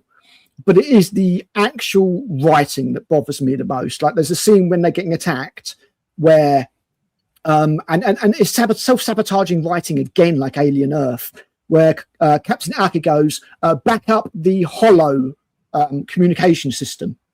Yeah, so we can have Paul Giamatti walking around the bridge like a real person. Not like 15 seconds later, the doctor is reporting from downstairs saying emergency hollow emitters are out, so we have no medical crew, which is the made-up reason for why we have to have the students get. You know, every single bit of crap writing sabotages another bit of writing, where if you just took one piece out and just had Ake go, oh, you need hologram bits? Right, okay, well, we'll divert it back down to the bridge, which is what a sensible, back down to the ship, so you can have medical staff, which is what a sensible person would do. Right. But then that pulls apart the rest of the shitty writing that they've got going on, where you need these people to do these different things. It's so bad. I can't believe how bad the writing is. Time is up. Give me. Yeah, 2 out of 10. 2 out of 10. All right, fine. Tox, did you watch it? No. Toxic, are you back? I think he went to take a call. But no, that was so dumb. Oh. He's taking a call. Okay. All right. Well, but yeah, very low body count in this first episode, surprisingly, even though the ship was blown up in multiple spots. And as you say, it's just so that Caleb can retain that rebel kind of thing without going too far, getting into trouble. If you have seen it and you're in the chat, write in the chat your rating out of 10, please. I'd like to know what did you think of Starfleet Academy. While we're waiting for Toxic to return so we can talk about his pick of the week, I'm curious to see how it's doing on the IMDb reviews. So currently 4.6 out of 10, which would probably be what it's scored here. We've got 487 reviews. Let's look at some of the headlines. 4 out of 10. Kurtzman needs to be removed from Trek. It's okay. I'm not the intended audience. 5 out of 10. Not what I was expecting. 1 out of 10. Total collapse of legendary franchise. 1 out of 10. I'm watching stop. 8 out of 10. Surprised by the humor. 2 out of 10. Pile of burning garbage. 8 out of 10. This isn't any of the other shows. Any Well, of the good ones. I'm fine with it being different. I mean, I just feel, look, between Star Trek: The Next Generation and Deep Space Nine, for example, there is a sense of continuity. And between those two shows and Voyager, there's a sense of continuity. And then, you know, with the more recent stuff, it's we just sort of, I don't know, it starts to feel like the shows are very disconnected. Pretty good. Paramount is becoming a disaster. Flawed, but plenty of potential. Looking forward to more. Well, that's a bit more optimistic. Terrible Star Trek parody. Oh, wait. It's not. What were they thinking? 1 out of 10. Disappointing. 1 out of 10. 9 out of 10. What's with all the haters? Seems like we were watching two different shows. I find nothing objectionable in the new series, and I've greatly enjoyed the first 2 episodes. In fact, if I could, I would purchase the series now. I love the ship, that they have a mix of students and officers, including some of my favorites. Missing some, but you can't have everything. So far, good storylines. Signed by Alex Kurtzman. Oh, wait, no. I can't wait for the next episode. I'm a little biased. Why are you biased? The Magic Flute is my favorite opera. I'm kind of lost with this review. I don't know what's happening. Hey, what? You see, I have a theory. The bottom line is the haters just need to enjoy it. Yeah, haters. Well, I have a theory for why people might like the show. Review talks more about the haters in the surrounding discourse than the quality of the show. I wonder. Oh, if yeah, the yeah, review is totally. actually Yeah. talking about the show or the situation. But there's a few reasons why people like this crap. Okay, there's certain people that cannot let go of Star Trek. So they're like, when your favorite band releases a bad album, you just can't admit it. You can't. You know, it's just a grower. It's a grower. You've got to listen to it a few times. There's those people. There are the people that will like something no matter how badly it is written because it espouses morals that they agree with. It virtue signals. It's got sign language in it. It's got it's got diversity in it and all that kind of stuff. They can see themselves, and for that reason they'll go, I will overlook the fact that this is a complete pile of crap and I will defend it to the hilt, where the point where anybody who's making valid criticisms against it is a hater and a racist and a bigot. And that is where we are with Star Trek. Well, while we're on that topic, one thing I did want to pick up on today, because people were saying, have you seen Landman? And I actually didn't realize it was still dropping episodes. I thought it had gone up to episode 8 and we weren't going to see any more of it. But no, that was just a Christmas break thing.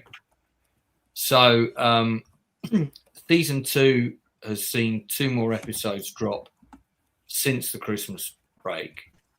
And one of the plot threads revolves around the daughter of the main family going to college, effectively cheerleading college, because she's not the brightest spark in the box. And she's really looking forward to like sharing a dorm room with someone, and there's a great film. It's kind of an underrated film. I don't know if any of my panel have seen it. It's called Higher Learning. And one of the storylines in that, it's all set in a college, and it's a ensemble piece about a load of different people spending their first term at this new university, and they're sharing rooms with people. And you've got this white guy who's played by, I think it's Michael Rappaport, who he's kind of a affable sort of, light redneck sort of character, not particularly well cultured or educated, but he ends up sharing a dorm room with Ice Cube, and Ice Cube's character doesn't want to interact with him, plays lots of loud rap music, and the bottom line is that because he becomes so ostracized by his flatmate, his dorm mate, he becomes susceptible to the far right elements, and he ends up joining a right-wing sort of social club, and then ultimately he ends up becoming the guy who fires off this automatic rifle in the middle of the college compound and kills a whole load of people, right? And what I liked about that film was that it didn't let off Ice Cube's character as being part of the segue of responsibility that led to this guy picking up a rifle and pulling a trigger and killing a whole load of people. Now, this is a bit of a stretch of a parallel, but what we have here is the character arrives at the college. I'll get a photograph of the actress up, and she arrives in the room with her roommate. There's probably not going to be pictures of this scene. Her roommate is a non-binary, presumably female, because I don't think they would let her share a dorm room with a man. It's I think it's Michelle Rudolph who's on the left. It's her character is really friendly, even though she's a good-looking girl, cheerleader, all the rest of it. And the other one basically owns a ferret, doesn't want music played in the room. It's invading my safe space. And she basically spells out all the rules for this girl who's only been in the room 3 minutes. And the girl doesn't understand the pronouns thing and questions her about it and says, why do I have to refer to you in a plural sense, i.e. they, them, when there's only one of you in the room? That doesn't make sense to me. And she's questioning it because she's a bit thick and she doesn't understand things. But it's actually a really interesting setup, because when she complains to her mum about it, she says the worst thing about going into the room and meeting that person was that person didn't ask her any questions about herself in relation to what she would want her safe space to be. And that is the kernel of the problem right there. I'm so offended. You've got to do this my way or the highway. I don't care about what you think. That's where we have issues with dialogue between different groups. And I thought Landman handled this scene really well. Now, there's been a bit of controversy about this because it's taken on the pronouns topic, which is a sensitive topic, and kind of given it a kick up the arse. But I thought this take on it was really overdue, and actually it was good that it was explored and it was told from the point of view of somebody who doesn't understand the need for them and questions them, which I thought was a good thing. So this is in episode 9 of season 2. I haven't seen episode 10 yet, which I'm told is a bit of a corker. Tox, are you still watching Landman? I know you're back. Yeah. Did you see episode 9, and did you agree? Do you agree on my take that it's quite a good thing that they included it and how they approached it? Whether it's a good thing or not, it was definitely entertaining. I did talk about this on my show last week. I think I'm of two minds about it. On the one hand, I thought, why are we bothering with this shit in 2026? Like, isn't this a dead issue now at this point? On the other hand, I know it still happens at colleges, so there's that. And I did think the brilliance of the writing was to have somebody that didn't get it, that just the whole, because all of that stuff goes out the window if you don't participate. If you're like, no, you have to say they, them. Why? That doesn't make sense. It's plural. No, I can't have meat. Oh, well, I don't eat meat. I only have hamburgers and steaks. That's not the same thing as meat. Like someone that's so dumb. I actually was kind of hoping for like more scenes of a back and forth of them kind of, because like they're both exhausting in a way, because even though she's beautiful, she's so stupid that it becomes exhausting to deal with her sometimes. And I thought like somebody that's that woke is also so exhausting. So I was kind of a little perturbed that the mom came in and helicopter mommed like within an hour and then sequestered her in a hotel or whatever. But it does seem, well, I don't know. Am I allowed to talk about episode 10 or no? Don't spoil anything because I haven't seen it yet. It looks like that character will be recurring and that there will be a sort of odd couple. They won't be like living together, but they'll at least be have a friendship, maybe. Yeah, a friendship and maybe working together, which I enjoy. I mean, just anecdotally, I did a couple years ago live with a they themer college female who basically said identical because they get it all out of the same playbook. Yeah. And so she got it all out of, like the same stuff and just said all the same things. I have to have my safe space. I don't like meat in the house. I don't like this. And we lived together for a year with no real problems, which I think speaks a lot about me, about how like toxic is flexible when he chooses to be. And we just lived together fine. She liked the fact that I was extremely neat and I didn't party and I didn't do a lot of stuff. And I just kind of stayed to myself and worked all the time. And I like the fact that she just sat playing some sort of weird game on her computer all the time. And she didn't really do anything. So I would just cook food when she wasn't home and then not really bother her. And she didn't really bother me, but I was kind of looking forward to that. And I did like the scene. Anyone who's crying about the scene is just dude, stop, get over yourself. At this point, I think it gets a lot of people like, yeah, finally somebody said it. And I'm like, yeah, I kind of think we've been saying this. Now it's just a pretty dumb girl that's saying it. And then they do kind of shit on that scene because then after she asked for help and then that administrator kind of gives her what for and says, you need to be at least as intelligent as your driver's license. And then they have her looking at her driver's license, trying to find out what her intelligence rating is supposed to be. And I was like, come on, now you're making her cartoon stupid. Like this, like you're making her, it's too much. It's a little too much. I mean, do chicks like that exist? Maybe, but it's really exhausting with that. But again, I was hoping for one thing, but I might wind up getting it just because of what happened in episode 10. So we'll see. I don't know. Yeah. Okay. Interesting stuff. I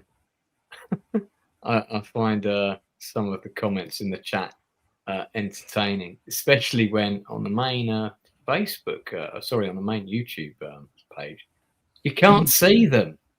Wonder why that is. Oh dear. Listen, I know Landman's gone a bit too much like Dallas for you. Do you know what? I don't mind. I quite like watching a good quality soapy drama if it's good quality. And I'm actually, these two characters are so much fun to watch. I'm actually enjoying their scenes. Yeah, now. we all know like why you like those two characters, Lance. We're not dumb. We're not children. I mean, no, it's pretty obvious why you like. I'm not into blondes, so it's not that for me at all. It's the banter and the dialogue between them. I find it very entertaining. It's fun. So I don't mind. I mean, she's the girl on the left is terribly written, of course, and it is pushing boundaries of logic for her to be quite as thick as she is. But I guess that's the point, and they're just pushing that. They're pushing that narrative with that character to the hill, and okay, that's fine. Is the thing with the girl or what they them or whatever with the ginger hair. Yeah. I've seen the clip. What I will say is just as somebody, just quickly, as somebody who is on the spectrum, diagnosed autistic, which is probably why I keep interrupting people. I do apologize. I've seen some of the stuff here, and she was like, look, I need my safe space. I need you to not be here. I need you to not eat meat around me. At the end of the day, those triggers are yours. They're not somebody else's, and they're not somebody else's responsibility. There you go. If I go out in public, I cannot tell the pub to shut the fuck up. I have to take my medication, and I put my earphones on and listen to some metal music. Exactly. You cannot take your conditions and your problems and make them everybody else's problem. That's not fair. Well said, my friend. Well said. And that's how I felt about that scene and the way it was portrayed. Pirate Night was awesome. Sam Elliott does totally steal this show, actually. I mean, he's not given much to do, but there's only so many times I can watch him look into the sunset and, be a big curmudgeon. He had a lot more. You want to see some good Sam Elliott recently? Watch 1883. That's a much better showcase of his immense talents. I have found Ali Larder, the mother or ex-wife, whatever way you want to describe her, I have found her character to be much easier to digest since it was pointed out to me that she is effectively the grown-up version of the girl she was in Varsity Blues. It's basically the girl from Varsity Blues has grown up into her, and I find her much more digestible. Yeah, Just looking at it in that manner. So make of that what you will. all right. Landman still going strong. Are there more episodes to drop, or is 10 the finale for the season? 10 is the finale, my friend. 10 is I'm the guessing finale. it's already got a season. I think the next season's already filming, I think. I mean, as long as there's a Paramount Plus, there's going to be a pretty big market for Taylor Sheridan properties. Yeah. I think the only one that didn't get renewed was that abysmal Bass Reeves show was the only one that has not done well. But everything else he's done, from Tulsa King to Mayor of Kingstown to the Yellowstone series to this, have all done very well. A Lioness is also great. Yeah. Well, before we move on to our special weekly spot of what is Anna's archaeological find of the week, it's time for my panel's personal picks. And Toxic, first up is yours. You're going to talk about an oldie from 1996, Dusk Till Dawn. Yes. Today is the 30th anniversary of the release of one of the greatest vampire / crime thriller combos of all time. 30 years. That's 3 decades, kids. That's the amount of time that Marty McFly went back in the DeLorean to go back in time. 30 years. Stop that right now. I don't like that. That makes me feel old. Sorry. But for the uninitiated, it is a Quentin Tarantino, Robert Rodriguez film, and it was basically a half breed of films mishmatched together like the old grindhouse thrillers were. 2 brothers from Kansas City. One brother, played by Quentin Tarantino, Richie Gecko, breaks out. The older brother, who is incarcerated in Big Springs, Kansas, out of the courthouse as he's up for new charges. They go on a killing and robbery spree, and then try to make it to Mexico in one day. And to do so, they've got to spend the night in a bar until they can meet their connection to get to the infamous El Rey. And when they do so, they wind up in a biker trucker bar with a bunch of vampires that feed on the bikers and truckers because they go lost in Mexico all the time. So who would know any different? And the brothers wreak all kinds of havoc, and all kinds of havoc is wreaked upon them and their hostages, the Fuller family that was traveling in Winnebago and had the bad luck of running afoul of the Gecko brothers as they were trying to figure out a way into it. It is, quite frankly, the best grindhouse film of all time. I've probably seen this movie over 60 times, and that's a low estimate, not to mention clips and the sequels and the comic books and all the stuff that is entailed in this. And it's my favorite George Clooney performance, hands down, that he's ever done and ever will do. Salma Hayek, completely the reason why I fell in love with gorgeous Latinas. This scene, Santana Goat, she has a very small part in the movie, but it's so memorable, and I just immediately fell in love with her, and I've been in love with her ever since. Salma, if you ever I was with my ex-wife in Cannes in 2019. That was quite a surreal trip for us because we kind of knew when we went out there at the time that our relationship was sort of in tatters, and I was trying to kind of hoping to maybe close a movie deal while I was out there, and so it was the last roll of the dice. But we agreed to go together, which was great. And we were sitting in the bar of this hotel, which is renowned for people hanging out. And on the other side of the glass from us, in the garden, we were on the inside because it had been raining earlier. Was a group of 6 women, and they were all actresses, and I recognized a couple of them. And then one of them got up and went, I'm guessing, to the bathroom. And as I came back from the bathroom, there right in front of me, coming out of the door of the ladies, is Hayek. And she's really short. She's probably about 5'2". But she was wearing this matching grey sort of grey sort of white speckled suit. It was a really nice ladies' cut suit, lovely suit. And my then wife, who was sitting to the right of me, I just sort of tapped her on the shoulder and I went, look, there's Salem Hayek. And we could have got up and gone and spoken to her because she was sort of just finishing a conversation with someone who was in this other room off to the side. And then she went and sat with the group on the other side of the glass from us, which was sort of round on this patio area. But we had a big segue where we could have gone and talked to her, but we didn't. We kind of, we bottled it. She looked very busy. And I really wish we had, because it was probably the only chance I would have had to have spoken to her. But yeah, there you go. So I have seen her, not met her, but I've seen her. I've stood within 5 feet of this woman. Well, you're a better man than me, because 5 feet would have done the job. She'd have been having her little Irish baby for sure. And I mean, this is 2019, and she still looked really, really good. I have to say. Well, I remember in this, and I remember in Dogma Dogma as well. She does some stripping dancing type stuff. It's like, hello. Yeah, I forgot John Saxon had a little role in this. Yeah, this is a great movie. I saw this at the cinema. Me too. She's also an excellent equestrian. I'm friends with someone who rides at the stable that Salma Hayek rides at, and she is a very good equestrian, and it's kept her very fit. If I could be a horse, that would be amazing. Amazing. I feel like maybe we should move on. Yeah, potentially. What I did like about this film is it puts Quentin Tarantino's foot fetish on full display. Oh, indeed. I mean, proper. And one of the bits that always made me laugh was when it cuts back to this band and they're all in vampire mode, and one of them, instead of one of them playing a bass guitar, it's now a body with like the leg stuck into it. Yeah.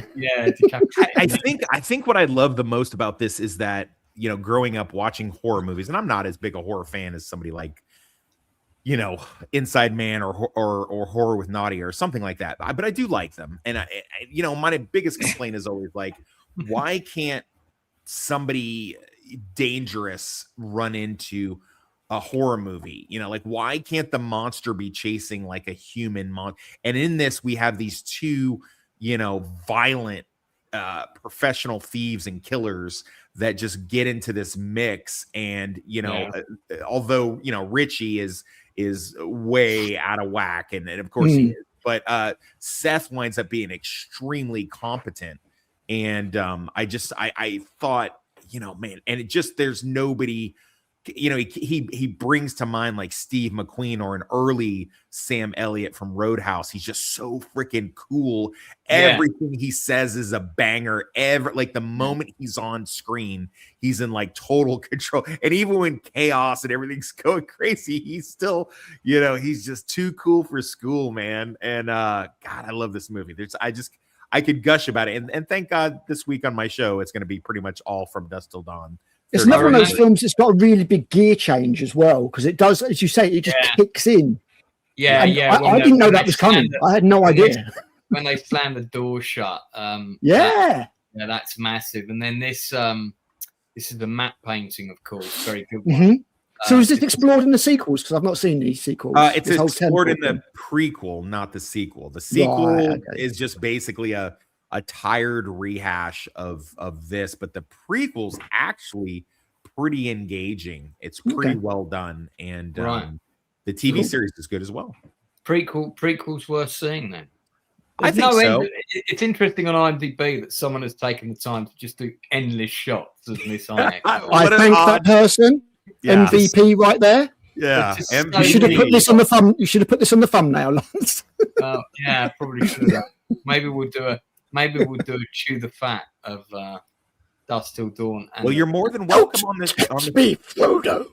You're more than welcome on the show Thursday, Lance, if you'd like to discuss this, because we're going to be talking a lot about that on Thursday. When are you doing? Sadly, that? I'll be in London. Otherwise, I would have been there, mate. This is on Thursday. Both Al and I will be at the same film premiere Thursday night, and then Oh well, consuming Sorry, large Dave. amounts of alcohol. that's okay. That's okay. I mean, yeah. the whole episode's basically just going to be me nerding out on all things from dusk till dawn. So I mean, it's Right. I almost feel bad for the panel. The only time the panel is going to really be able to get in is when I do my trivia portion of the show, which is always usually the highlight. I love the fact that Michael Parks was in this, and he's played this kind of sheriff ranger character in about three or four movies. But Well, it's the same character. It's the same character, Lance. Is it the same character? Right. Yeah, that Earl might- McGraw. Yeah, Earl McGraw. He's in like 4 different Tarantino Rodriguez Right. films, playing the same character. And most people, well, not most people, but people my age might remember him from the Roger Moore North Sea Hijack, also released in America as Folks with 2 Fs, which is a great little movie. And Michael Parks is really good in it. Well, this was his big comeback. This was his Tarantino does for his fanboy actors. He brings them in and lets them showcase their incredible Indeed. skills that they that he grew up watching and showed it to a next generation. And he just he kind of was in high demand for a little bit. I mean, yeah, he played the Earl McGraw character, and it's funny because he plays the Earl McGraw character, and he's like getting killed in each iteration of that, which is even funnier. But yeah, it's almost like he's immortal because he keeps coming back in different Earl McGraws are coming back in each of these films. Ratings out of 10 for this movie. Tox, it's your pick, so I'll let you go first. I mean, if I could give it anything higher than a 10, I would. This stays in my top 5 of all time. It never moves. It's a 9. It's a 9 out of 10 for me. I'd give it a 9. Yeah. So, Anna, have you seen it? No, sorry. Oh, Sorry, that was an audible gasp. I'm really surprised. Anna, you've really got good. 2 days. You have 48 hours to watch this until Toxic Thursday, and then we're gonna find out. All right. Critical, you must have seen this. Oh god, yeah. I've seen this film, loved it, brilliant film. I mean, I would give it the old 9.5. We're going to do whole numbers here, so 9 out of 10. It's brilliant. It is, honestly, Anna, it's a really, really well-made film for what it is. Yeah. I think Tom Savini did some of the effects in this. Yeah, I think he did. Yeah, that's the said penis gun. This is early Greg Nicotero from people know from The Walking Dead. Like they were still just kind of like jobbing FX guys. Bouncing around, and they got on this, and they'd kind of said, well, hey, if we do this, we'll do this is very kind of it's very Robert Rodriguez. I mean, they are incredible. Tarantino doing the dialogue, and in this case, a little bit of the acting, and then Rodriguez doing the directing is quite a combination. It's very well done. Yeah, it's an awesome film. I'm kind of sad it's 30 years old because that means I'm old, but there you go. This thing you see right here, Lance, on the left of the screen, that poster was on my wall for quite a while. I think the UK poster for the movie was pretty similar to that, but I do think it had Hayek on it, if I remember rightly. I might be remembering. See, we know how to market a movie clearly. Well, indeed. Anna, do you have a pick this week? Something you want to recommend? It was all I could do because I've been traveling to watch the things for homework. But I did have a new experience. One of the times when I went to see, because I saw all 3 Lord of the Rings in theaters, one of the times I went, I tried the new haptic seats that they've got. They call it D-Box here in the US, at least when it's done through Cinemark. And so it will vibrate. You can make all the jokes you want about that. And then it will also kind of pitch you around. The seat it has a bit of a range of motion. And I figured, I didn't know if it was worth it, but I figured one of the Lord of the Rings films was probably one of the best experiences to try something new in theaters like this. And of course, theaters are trying all sorts of new gimmicks with immersion to build it up. And I would say it was interesting enough. I wouldn't necessarily recommend D-Box seats for your average viewing experience. It was neat. You come into the 2 towers, and as, for instance, Gandalf is fighting the Balrog as he's falling down, the chasm in Moria, the seat is knocking you from side to side as the Balrog is swatting out at Gandalf and is hitting him against the walls. Or, for instance, when they're putting up the ladders against the keep, the much larger keep scaling ladders during the Battle of Helm's Deep, the seat will lean back and then come back up to sort of mimic the movement of those ladders. It was interesting. I might recommend trying it if that sort of thing is available near you, but I'd give it, like a 6 out of 10. To be fair, it was a little bit distracting from the film. And you can turn the intensity of it up and down. But I was like, I paid for this. I paid an extra, $10 for this seat. I'm not going to turn the intensity down or turn it off because I want to see what they have on offer. I did it for Avatar 2. What did you think? Over here, it's called 4DX. And it's in certain screens. And again, the seat throws you about in accordance with, like, if you're flying on one of those things, or you're in a gunfight, it vibrates and stuff. There was also a couple of points where I got sprayed with water, which I wasn't expecting. That was quite unusual, especially as I was wearing 3D glasses at the time. And then there was also puffs of air.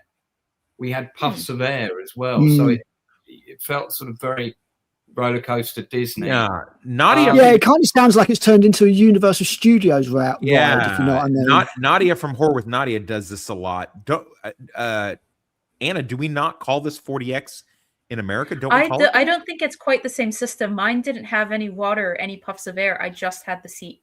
Oh, Horror with Nadia talks about doing this a lot on her show. When she was still streaming. And she says she does this all the time whenever the opportunity presents itself, which in Las Vegas, where she lives, is, I guess, or near where she lives anyways, is that's like a big thing. You can go to the theater where they do this, what Lance is describing. So, and she always says 40X, Lance. She always says that. So I think I'm probably going to see Lord of the Rings, The Fellowship tomorrow with Mark Kelly if I get back from the London Toy Fair in time, which is on at the moment. So I'm going to that tomorrow. And tomorrow is actually my little birthday. The first, what does that mean? My 2 birthdays. Yeah, I don't. Okay. Is that a British term? It's not a British term. No, it's a Lance term. I'm adopted, so the date of my adoption is the 18th of July, and that is the birthday that I have celebrated since I was about 13 years of age, and realised it sucked to have a birthday in January when the weather was shit. No one wanted to go out. It was very near Christmas. I sensed my parents didn't have enough money for the Lance present rations, and I sort of one day said, when was I adopted? When's my day of my adoption? It's got to be further away from Christmas. And Dad called out that it was in July, and I was like, right, we're celebrating it then from this year onwards. And of course, that year I was cheeky and got presents twice. So, but my actual birthday, which I call my little birthday, is tomorrow, which traditionally I only celebrate with a partner, but I don't have one at the moment. So I shan't be doing anything in particular, but my friend Mark Kelly, who was in the chat earlier, did say, hey, I might be going to see Fellowship, and I can get 2-for-1 tickets. So he's bought 2 tickets anyway, so I may well get to see the Lord of the Rings anniversary version with Mr. Jackson doing his spiel. I'm going to try and get back in time for it because, listen, I'm quite happy to watch it on the big screen anytime, as long as it's the extended version. Plus, of course, I can get up and go to the loo whenever I want because I. Is it the 40X or no? These are the extended 4K. Oh, yeah, extended 4K. It won't be a 40X experience of my life. I'm going to get to go see my first 40X. Now that you and Nadia have talked it up so much, I got tickets for the re-release of Deep Throat. No, not Deep Throat. Damn, you see, you just pissed all over my funny jokes. Yeah, I had a funny joke, and I was gonna say like a Basic Instinct or something like that, but now you pissed all over it. I know what it is. All over it. Puff of air. It's a queen. Sorry, I'm sorry. It's not Thursday. I'm so sorry. Oh no. That's fine, Lance. That's cool. I also, I'm secure enough. I'm totally fine that everybody else got a cool intro and I get called gay in mine, but Possibly. that's fine. It says possibly. It's not possibly. It's 100% I'm gay, depending on the situation. It's totally fine. Depends if Sam Elliott's We're involved very or not. late today. Yeah. It checks out. You were very late. You were very late. That's also part of it. Okay, cool. Well, good. Lord of the Rings is always worth mentioning. Critic Owl, you had a pick for this week. Yeah, I did. It's a TV series. It's an animated TV series, but not an anime. It's on Netflix. It's a couple of years old now, but it's the first time I'd come across it, and it's called Pantheon. Pantheon. And the one with Katie Chang and Paul Dano. Correct. So you've seen it? Well, no, I just looked it up. Yeah, that's it. It's very William Gibson-esque, and I'm a sucker for high concept sci-fi. And this seems to be ticking that box at the moment. Right. Okay. Tell us more. So basically, it centers around this girl, and she's lost her father. He died from like cancer or something like that. And then one day, she starts getting weird messages on the internet, and she has no idea who they're from. And she finds out, it's not too much of a spoiler, it's all up like the first episode or so, that basically it's from her father, who had his consciousness uploaded. So you have all these things out there called UIs, which is, uploaded intelligence rather than artificial intelligence. And it's all revolving around this technology, which is where I say like the William Gibson sort of neuromancer kind of thing comes to it. This technology is also on the brink of being a thing, isn't it? Apparently so, yeah. Apparently immortality is within our grasp. But one thing that was really interesting about that panel you had just then, this is really weird. Their son, they're like bringing up and they're having fights, him and his wife, but it's all fake. And it's like they're trying to steer him like he's being programmed. Yeah, Aaron Eckhart's in it. It's really intriguing so far. The thing I like about it is it's doing all the sci-fi stuff and none of the crappy millennial bullshit stuff. Like there's a little teen romance and stuff like that in there, but like this scene here, so all of this is all being put on for the kids' benefit to try and mold them into somebody. And there's a whole kind of almost like a Quizet Haderach type thing. Like a prophecy. It's all very. I'm only about 4 episodes into it at the moment, but it's very, very cool. And what's cool about it is it's like these intelligences are already out there as well. I don't know how you're getting Caprica vibes from this because that's not what I'm getting. But Banjo Sandwich has seen it and he says it's cool. good. Yeah. As I say, there's only two seasons, I think. I'm only about 4 episodes into the first season, but so far I'd give it a recommendation. It's intriguing. It's making me think. It's not pissing me off, and it's got some big ideas. And it's been too long since I saw a TV show.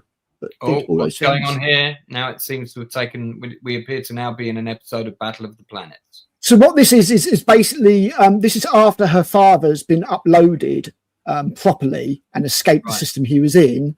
They communicate to it because obviously they can't touch each other, so they communicate to each other through a video game.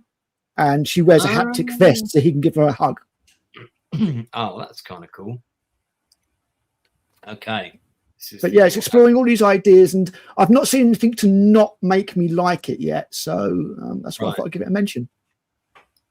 Yeah, the animation's a bit crap. That's the only thing I would really level against it. Do you know what? I don't mind this. Bad to me. It kind of looks like Invincible a little bit animation wise. Doesn't look too bad. I don't mind this style of anime. I find this sort of simplistic, basic, slightly kind of late 70s, 80s anime style quite appealing as long as the story's good. Yeah. Because, no, I mean the style of it's okay, but when you look at the actual animation, the way it is animated, the way things move isn't brilliant. It's quite cheap. Okay, fair enough. Yeah. But no, so far the story's it's gripping me, man. I'm really looking forward to it. This is the young kid, it's a baby. So you see that there's the mother and the father. Right. And they're basically going to live their entire life in a false way to bring this kid up to be a certain person. Very odd. Well, yeah, you should speak to my birth father about that. And you see that there's a nerd. You like anime, don't you, Anna? You see the nerd. It doesn't say nerve from Evangelion. It says nerd. I love that. There's all sorts of little Easter eggs and stuff like that in there. It's very cool. Yeah, so far so good. What would you give this show out of 10? Honestly, early days at the moment. I don't want to be too optimistic, but I'd give it a 7 at the moment. 4 episodes in. It scores an 8.5 on IMDb, which is very respectable. Best sci-fi of 22. It's dead, but that's still a 9 out of 10. Easily one of the best series of 2022. A hidden gem. So good on so many levels. Highly recommend.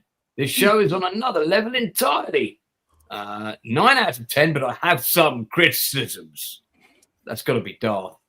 One of the best shows that isn't getting enough attention. This show took me by surprise. Good until the last episode. That's always worrying. I'm not going to read that. Serial Experiments, Lane on Steroids. Okay. Fantastic Journey, Awful Destination. Great story, boring. I think they mean boarding. Lazy writing. Challenging sci-fi. Oh my fucking God. So, it's weird. I've never heard of it. This is a random find on Netflix. And I was like, oh, that looks kind of cool. Anna, you have or you haven't heard of it? Oh, I hadn't heard of it at all. This sounds quite intriguing. All right.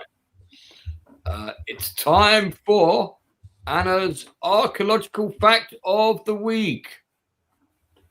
All right. Isn't it strange, Lance, that we used to do all of this archaeological things before Anna was even part of the show? I know. We had a huge section on it every week. It was just established. And then we finally get an archaeologist on the show. I feel like you should have like the Indiana Jones theme pop on.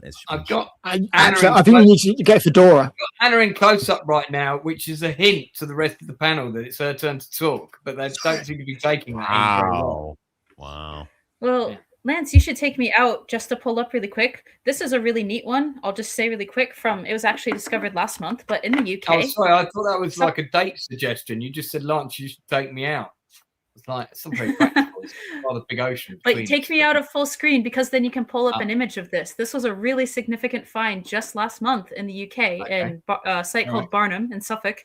So in the east of England, they found the incredibly old artificial fires, evidence that people have been making fires 350,000 years earlier than expected. And I saw the news for this and was like, oh my gosh, there's not going to be much evidence, because I've looked at archaeology of fires quite a bit. One of my PhD advisors works on that, and it's really dodgy and hard to find. And then I looked through the site and they've got some solid stuff. They've got hand axes, so stone tools that people have actually made that are then cracked by fire and can only be cracked by fire. They have fire pits, and then they have pyrite strikers that have been brought to the site in the UK. So fires, this is 400,000 years ago is what the site is dated to. And it's thought it wasn't Homo sapiens who were making these fires. Actually, anatomically modern humans are not thought to have existed until about 200,000 years ago. These are probably Neanderthals who were making these fires. But anyway, it's really neat. There's going to be a lot more studying of the site, further clarify the date and who might have been working there and what other sites are around. But it's really neat that something so significant as fire is, and people artificially making fires, people not just taking advantage of, lightning strikes. It's really neat that something like this is just there in Suffolk that's so ancient. It says in this article, it's an astounding discovery. This is the game changer in the field. Anna Nielsen, America. Together with probably the most exciting thing to happen in Suffolk for a while, to be fair. Well, probably. I mean, I visited Suffolk at least 4 times last year, so that was 4 exciting things that happened in Suffolk with me coming there. Here we go. So there's known as pyrite, the fragments that were found 400,000. And pyrite's not local to this area, so they brought it on purpose for something, and the something was probably making fires. That looks like a cool World War I trench system for some sort of role-playing scenario, but also a dig, obviously. Look at all these bits.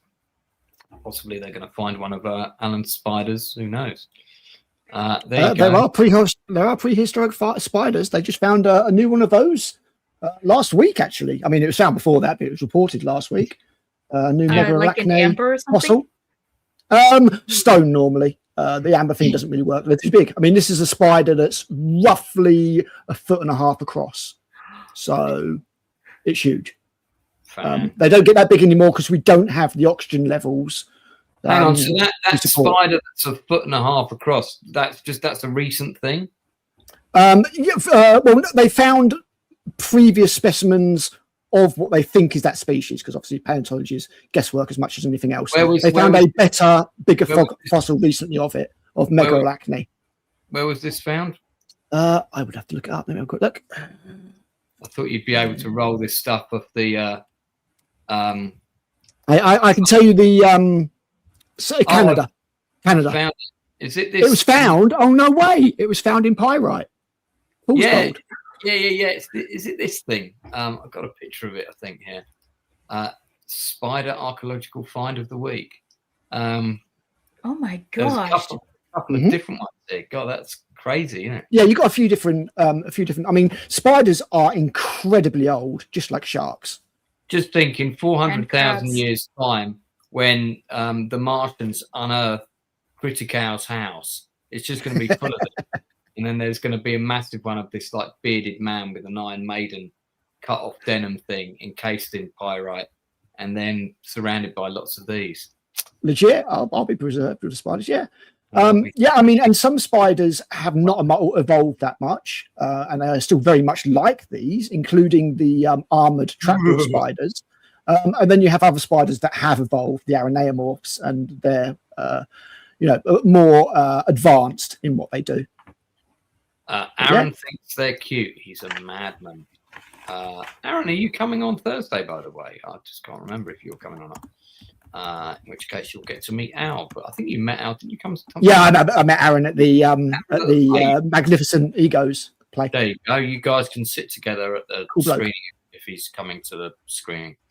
I found a rock once in Blackpool. It was peppermint. Okay, exciting comment of the week from chat there. Fantastic stuff.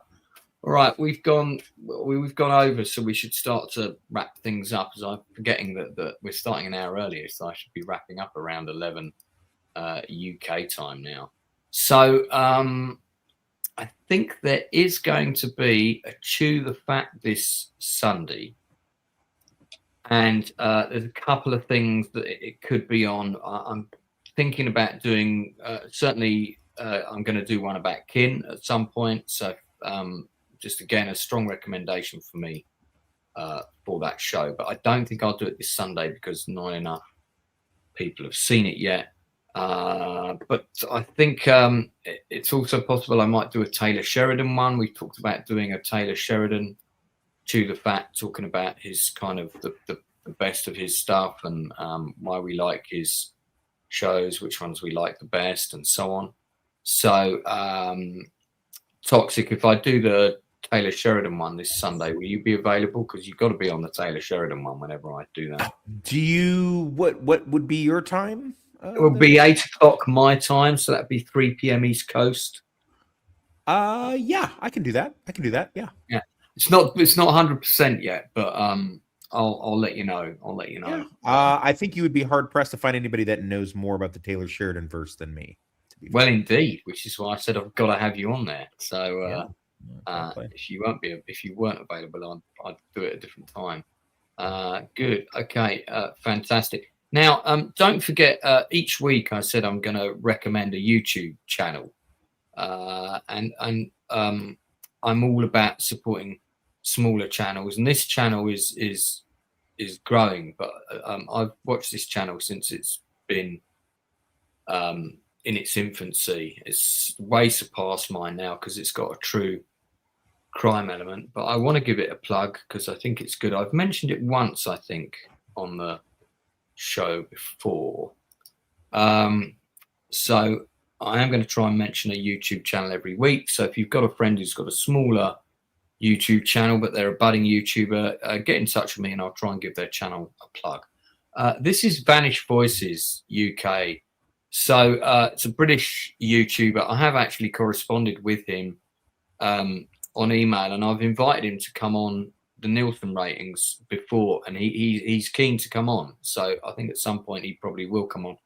Anyway, what's great about his channel is he does these kind of in-depth analysis all of his videos are around kind of 20 minutes of people that are still missing in the UK. He started off doing older cases, and then he actually jumped on quite recent ones as well in a couple of cases. I've even recommended a couple to him, and I think it's a really good thing that he's doing, because it's not sensationalist at all. There are some crime channels that, you know, they have all these really flash and very kind of sort of rock music and all this sort of thing. And Vanished Voices is a very sort of subdued, quite pragmatic and practical channel, but it very straight up facts. And their latest video, which dropped 5 hours ago, concerns the disappearance of Finn Leyland Stratfield, 17-year-old who went missing in Cornwall. And most of the cases that he focuses on are not people that are likely to have just run away from home. Gap After Dark, lovely to have you here. Thank you very much for coming over. And Anti-Derivative Jill is a good friend of mine, and she is often on this channel and is welcome anytime. Yeah, so this is a channel that's worth supporting. I think it's really interesting, and I think also, you know, it's one of those ones where maybe sometime down the road a phone call might lead to an answer, because the families that go through this thing when a kid goes missing is absolutely just the worst. There's a very famous case which I believe he's also covered, which is called The Disappearance of Andrew Godson, and it is one of the strangest cases in the UK, where this kid who should have gone to school, he lived in the Midlands, and he bought a train ticket to London, and they traced him on the CCTV, and they picked him up arriving in London, and then after that he vanished. But the really weird thing is this is pre sort of internet dating. This is pre-internet social media that this happened. I think it was in the very early 2000s, and it's never come to light what happened to this kid. And it's a really weird case. And he was in a very happy family, and I think it was that case that turned me on to this channel, because I'm pretty sure that they covered it. If you put it into YouTube, The Disappearance of Andrew Godson, you will see there's absolutely dozens of videos about this kid that went missing. This is him actually arriving in London with this t-shirt and this bag, and that was all he had on him. And it's a real mystery that no one's ever been able to solve, and lots of crime channels have tried and stuff. But yeah, there you go. Did he ever cover Richie Edwards by any chance? Very famous missing person. Yeah, I've heard of that case. Let me just have a quick look. We'll have a look. But it's, you know, I think there are some YouTube channels that do quite a good service. I mean, because for a family, there's lots of. I don't think he covered it, but it's on here. That's the guy from the Manic Street Preachers. It is, yeah, over 30 years ago now. I remember when that had not long happened when I moved to Nottingham, because didn't that happen sort of like mid to late 90s? Am I right? It was 95. They were literally just about to go on a US tour, and he disappeared overnight.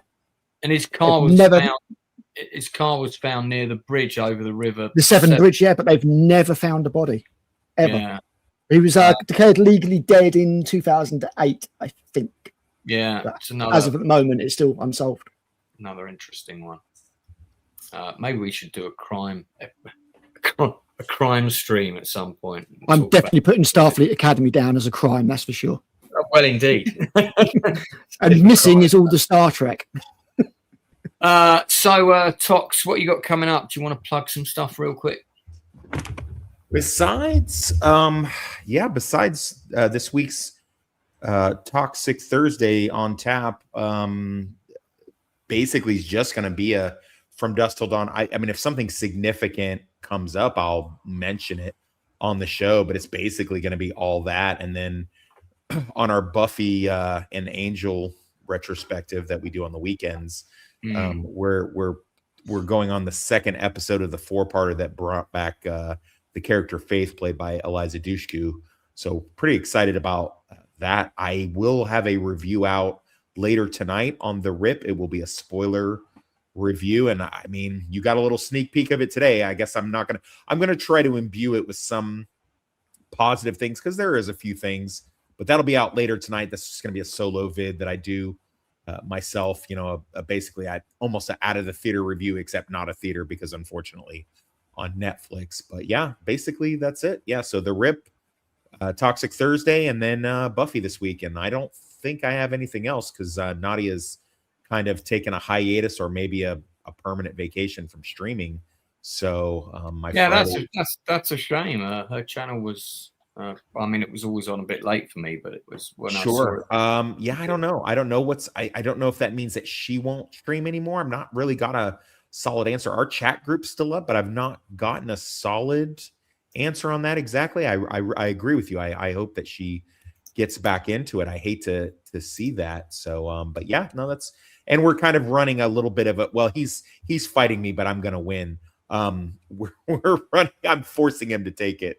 We're gonna run like a little GoFundMe fundraiser for our good friend Northern English Bastard, so he can get his channel back up and running, because he's got some hardware software problems or something like that. So I'm gonna spearhead that, and we're gonna which get is him why we don't in. have him. Why we don't have him tonight. So more's the pity. But yeah, that's it. Yeah, indeed. Okay, all right. Anna, I take it there's nothing you want to plug. Yes, you won't find me anywhere. I don't exist. I don't have a social media Indeed. presence, You're just channel, you're anything an like that. You're an But, AI. yeah, and I'm also literally a bot and an AI creation. But do subscribe to all of these fine gentlemen if you haven't yet. They've got really interesting. Oh yeah, that's for Northern English Bastard. I understand how it is to have crappy hardware and computers that you're holding together with electrical tape. But definitely, it sounds like we need to check out both Al's new video that's gone up and is doing pretty well, and then Toxic's video that's coming out really soon. Right. Okay. Well, very good. Al, anything you wanted to plug? Yes, because the first review's doing so well, I've got to do episode 2. So I'll be trying to get that done tomorrow before I journey into London on Thursday to go to a certain film premiere. Indeed. Yeah, we've got me in the flesh.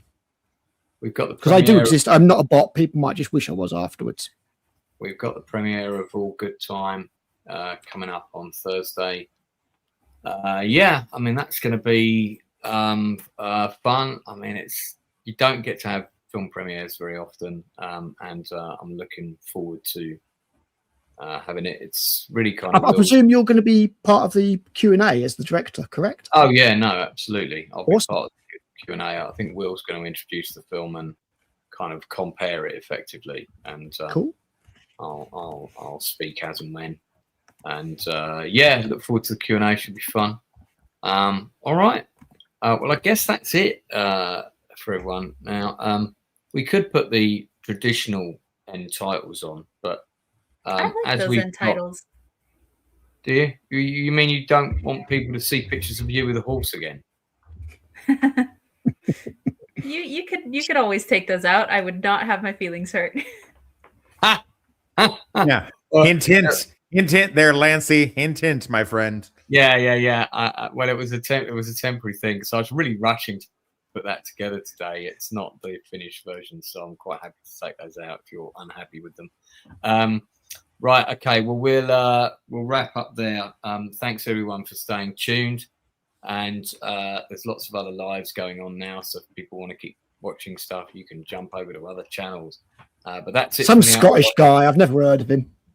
Yeah. Is he still? Oh, is he still on? Is he still on? I think he was. I think he was doing it because he can't do. He did a quick Q&A. He keeps trying to steal your audience, Lance. Let me know if you want that dealt with. I'll deal with it.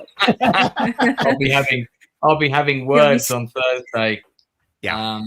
For those who don't know, we're over here at Toxics on Tap, Toxic Thursday. We're starting to bleed into the Critical Drinkers audience. We're at war with them currently. So Are you still going up at the usual time though? 7 p.m. UK, isn't it? I think you know. Well, yeah. You know what? We did go 30.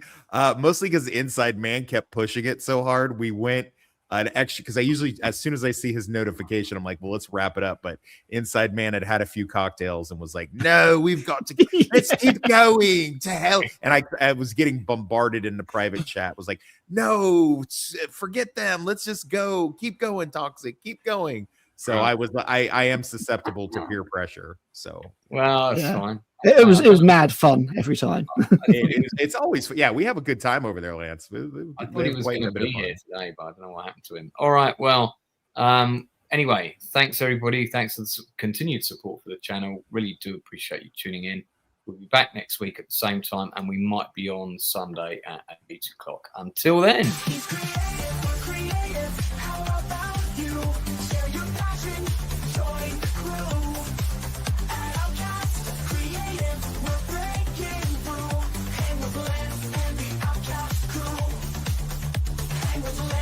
The Outcast crew, interviews with fellow artists on the rise, and reviews that might surprise. Films, TV shows from back in the day. You might just find a hidden gem today.